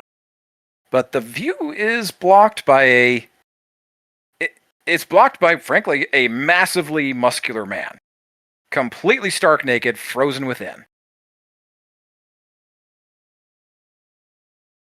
Yeah, it sounds like a Norm the Naked if I've ever seen one. As you guys begin to approach, though, no matter what angle you look at this from or look at him from, his more private bits always seem to be obscured by the light or the frosty exterior of the ice. Best you get is a shot of a perfectly muscular buttocks and abs for days. Oh, so he's like literally naked. Oh, I didn't even know that was an option. You guys said I had to keep my clothes on, like last time I tried. I mean, Besides, I was- you do you. Yeah. So is he standing there or is he in the ice? He's in the ice. He's frozen in the ice. You Well, I all guess begin we- to get a little closer and take a closer look. Yes. Absolutely. Yeah. You pass by as you guys get closer and closer. You make out these like you look at his face, and smiling ear to ear is this massive set of pearly white teeth grinning. He has this gigantic, ridiculous looking club in one hand over his head, like mid swing, and this beautiful, intricate ring on the opposite hand on his. As you look closer, though, who's going to take the closest look? I think Ellie's gonna go in. Ellie taking that shot. I'm gonna have my reaction ready to pull her back if I need to. Okay. Ellie, as you get closer and closer, and you kind of like put your face up to the ice a little bit, you kind of like wipe away the frost, the permafrost, and the edging there. Is that way you're trying to get a better look? As you look inside, just for the briefest of seconds, you can swear that grin of his just got a little bit wider, and all of a sudden, these brilliant ember eyes inside the ice shift and look right at you. Oh, And that's where we're going to end this session. So wait, is he frozen? in That's place? so creepy. Like he was about to I- hit something and he's frozen in place. Norm. Do you guys want to spend a couple minutes to try to get Norm the Naked out of ice, or do you pick it up next session? Let's get him out of the ice. It's gonna Yeah, bother Get him or out us of the for ice. are his eyes blazing? You said. His eyes are okay. Okay. Ellie, as you look in front, you realize that this person, who you can all safely assume is Norm the Naked, given the description that you guys got. You guys never asked exactly what he looks like, but going off of simply Norm the Naked, you can pretty much assume that this is Norm the Naked. Yeah. But what do you guys want to do to try to get him out of this? Is he frozen or is he stuck in ice? He's in Yes, ice. yes. He's frozen. He's stuck in the ice, but his eyes are still moving and he's smiling. Frozen and Can we use the cube that Quinn has Okay. The thermal cube. All right. The thermal cube. Yeah. Okay. My thermal I think that's cube. only good for like a 5. Like I said, you got about 5 feet of ice on either side from where you guys are to where he is at the center of this iceberg. So yeah, you guys can set up the cube. It's going to take a while, and like I said, the sun is rapidly setting. So what do you want to do to try to get him out of here? Well, one of my feats is Crusher, so anytime I do blunt damage, it's pretty heavy. Like it moves people and things like that. Can I try and beat the ice and see if it would affect it a little bit more? Sure. Anybody else? Let's try and get a collective going here. Who's all trying to get Norm the Naked out of the? Gonna go ahead and actually use Um, bonfire on one side to start helping. Okay, we got magical bonfire. We got the heating Yeah. cube. I've also got create or destroy water. Okay. Oh, perfect.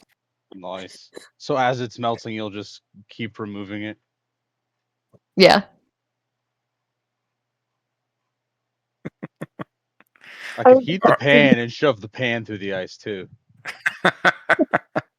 All right, so we got a collection of heat, control, destroy water, magical bonfire, the heating cube. Maddie's beating the shit out of it with his hands. Who else has got stuff? I don't imagine the ring that I was given would actually do anything in this scenario. You forgot to actually check and see what the ring does. Yeah, I know. It just had a little bit of a warmth to it, but You do notice that it's specifically centered around you. If you are wearing it, you feel warm. So,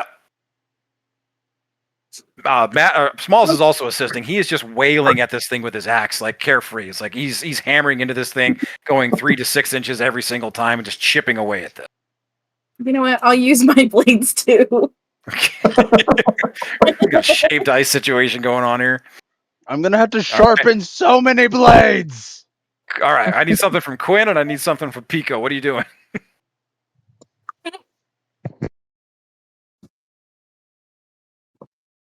Oh shoot!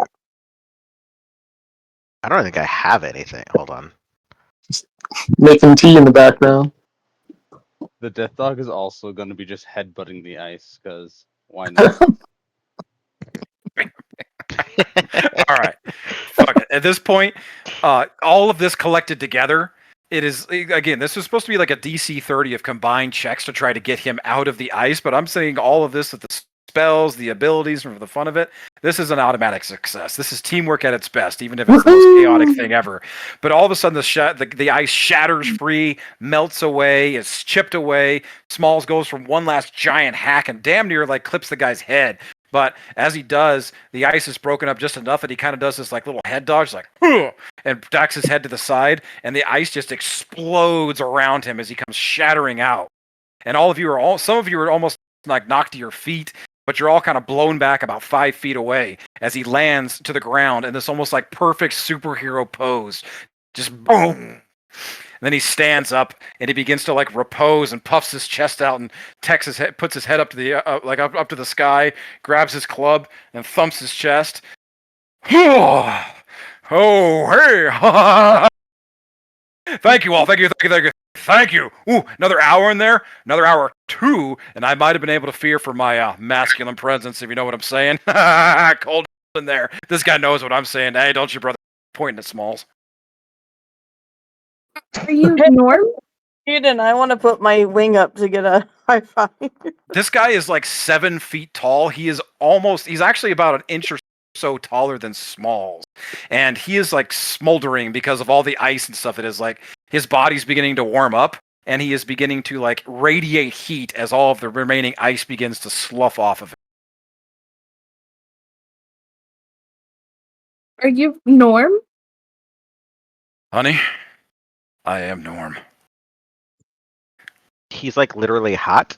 Things are As melting you all off begin of to him. like look at this guy as like the fog begins to clear around him, he might appear human at first, massive human, but no. In fact, this hulking hunky slab is literally cut from stone.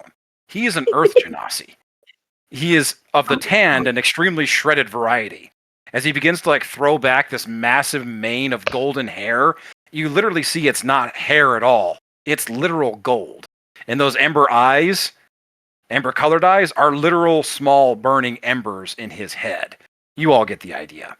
Like I said, Ooh. towering as small as Smalls, but he is beating Matty Ice in the abs department for like ridiculously.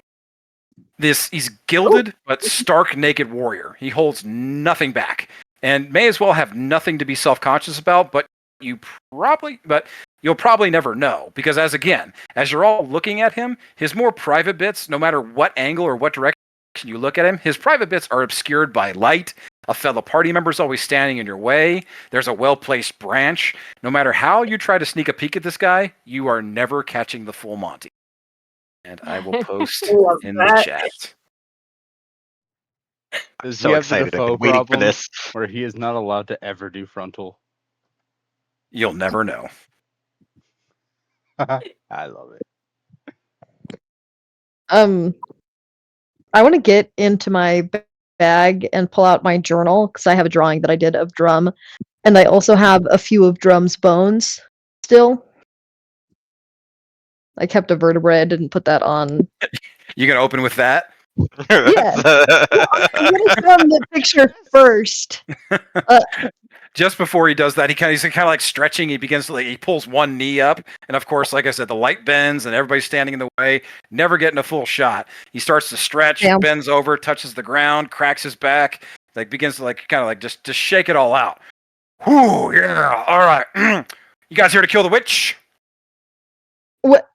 Kill? I don't know if we're here to kill her. Hey, whoa, Yep, hey, that's why we're here. Hey, fellow heroes, come on, let us unite. Hey, be ashamed to end someone truly so... seriously, I really thought it was going to be a shame to end someone that was so beautiful, but that frosty bitch, I mean, she is one hell of an ice bucket, if you know what I mean.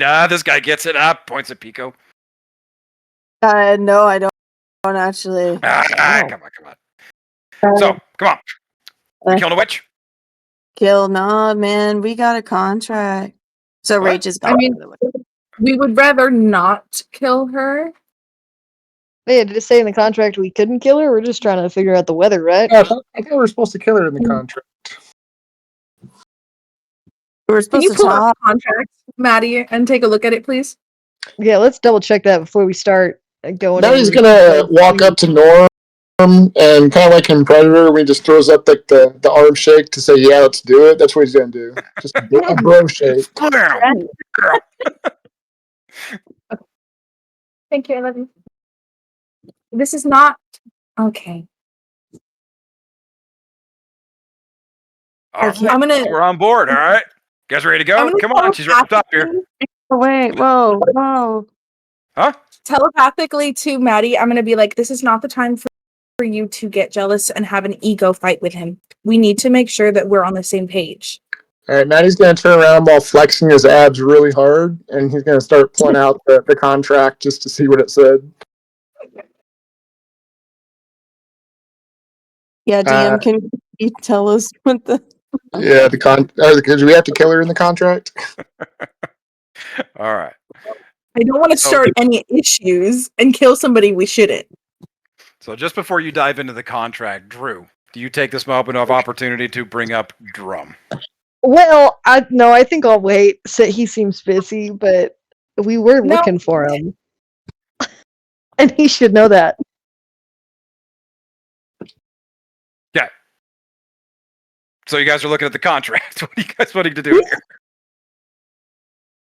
I want to look at the contract to see the specifics on Ronnie. Are we supposed to kill the witch since Norm's all about it, or just handle it? Okay. As you go to reach into you reach in, you pull out the intricate scroll, and Norm looks at you. All the guys like, oh, I had one of those too. I fucking chucked it. Here, let me show you. So Maddie, I need you to make a dexterity saving throw. Oh, Norm. 23. 23. Yeah, you pull it back. He goes to snatch it out of your hands, but you definitely pull it back, and then you kind of pop the lid, and you pull out the actual contract. There's a lot of ridiculous, in-depth legal jargon here. When it was it's talking about Buyo Uso hiring the unblooded mercenary company known as such and such Eternal Vanguard. There's a lot of ramblings on, but it does not state specifically anywhere in the contract that you have to kill the witch. It does mention it mentions an eternal elemental being known as Rani. There's no mention actually of the word witch anywhere in the contract either, specifically. It doesn't specifically say to kill Ronnie. I say to the group. It says the witch. It doesn't say anything about a witch though. So is Norm looking for a different witch? No, they said that she is like if people consider her a witch. But she's changed the That's weather, not right? her. That's not her title. No, But Gatsu didn't call her a witch. Yeah. she changed the weather. Isn't that the danger to the people down below? Yes, I but mean, if we that's why I'm kill here. her, there's no guarantee that it'll go back to the way that it was. Right. Ah, It could be permanently stuck like that, and then we're all screwed. this one's negative. That's no fun. Whoa, Hey, I'm whoa, being realistic. whoa. So Fair. Look, sorry, man. My bad. I've been frozen in ice. I just wanted to come up here, do the thing, help the people, go back down. All right, but no, I got stuck in a fucking block of ice. All right, look. I just want to do the thing. Okay. so You know what? Norm, We you're- should team up. so I just want to This be is clear, talking sense. Norm. I like this one. Nice abs, bro. How much bitch? Quinn, go ahead. So I just want to be clear. You just want to be a hero to the people. So we Hey, should I find just want out. to be clear. I am a hero to the people. All right. Right. Okay. So you Right. want to be a hero to the people. So I think we should talk to this Ronnie person. If she doesn't change the weather back, I'm totally okay with killing her. Like, no harm on me. But since she controls the weather, she might just freeze over your town before you do anything. So, like, All You- the more reason to kill her, right? I mean, you're making a lot of sense to me, man. that's fair. I think we should talk to her first. You know, maybe she's upset about something. Oh, okay. You're talking. Oh, okay. You want to distract? Okay, I'm with you. Yeah, like I talk to her. Distract her. You guys sneak around. Okay, I got you. I'm with you. Cool. I like this one. Totally think we're on How the same about we page. talk We got to this, her? babe. Yeah, Ooh. I feel like your abs might be too distracting, so I think we should take point on that. Nicest thing anybody said to me all day. Thank you. Of course. I like you again. Just random curiosity. Can I have some of your hair? Dude, it's not really hair, You know, shiny. I like shiny. Yeah. I, I'm not really like into it in front of like people. I can't really do it in front Ah, of people. okay. We'll talk Well, later. then We'll talk later. Business definitely. first. So, we kill a witch. Come on, guys. Sounds like We're most of you are on board here. Then we'll analyze stuff, right? Is that what Drew was saying? No, Drew we're was not. saying, We're not going to kill Ronnie.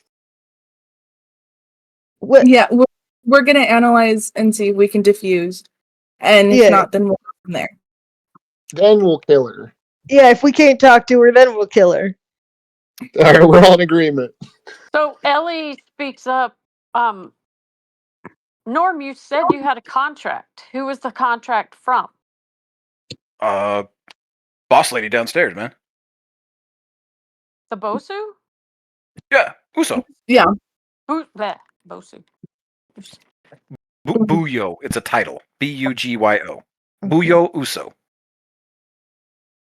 Okay, and you didn't read your contract? I can't read, man. Come on. It's for like wizards and stuff. Me neither, dude. Brother, put it there. Yeah, Hey. it actually says specifically in here that you're not supposed to kill Ronnie. You didn't read that in yours? Come on, man. You said it, but didn't specifically. Come on. You can't get one past me. It's Come harder on. to look. Brains, bronze. I know, man. I got it all. Full How much you package. bench? A lot. Numbers, man. All right, let's do this. All right, let's go, shall we? Away! And he begins like running full sprint up the hill, booming giant footsteps. His bits still obscured by the light, but he just gives one giant and begins like full on dead ass sprinting up the hill. Maybe we should have left this guy on the ice. Yeah, I don't think I'm gonna sprint either, to be honest with you guys. We can't do that to one of Drum's friends. No wonder Drum like You- Maddie right away though. I do understand why he was friends with Drum, though, for sure.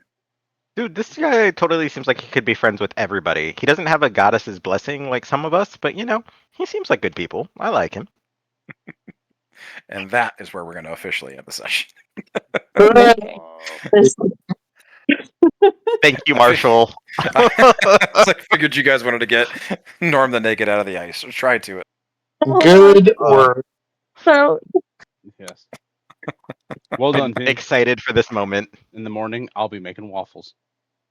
Oh my God, They'll waffles. be fish waffles, but I was waiting for a "You're welcome" reference. But what can I say except you're welcome? This was a very roleplay heavy session, guys. I appreciate it. I wanted to give a bunch of opportunities to more than a few people that have wanting to have certain conversations.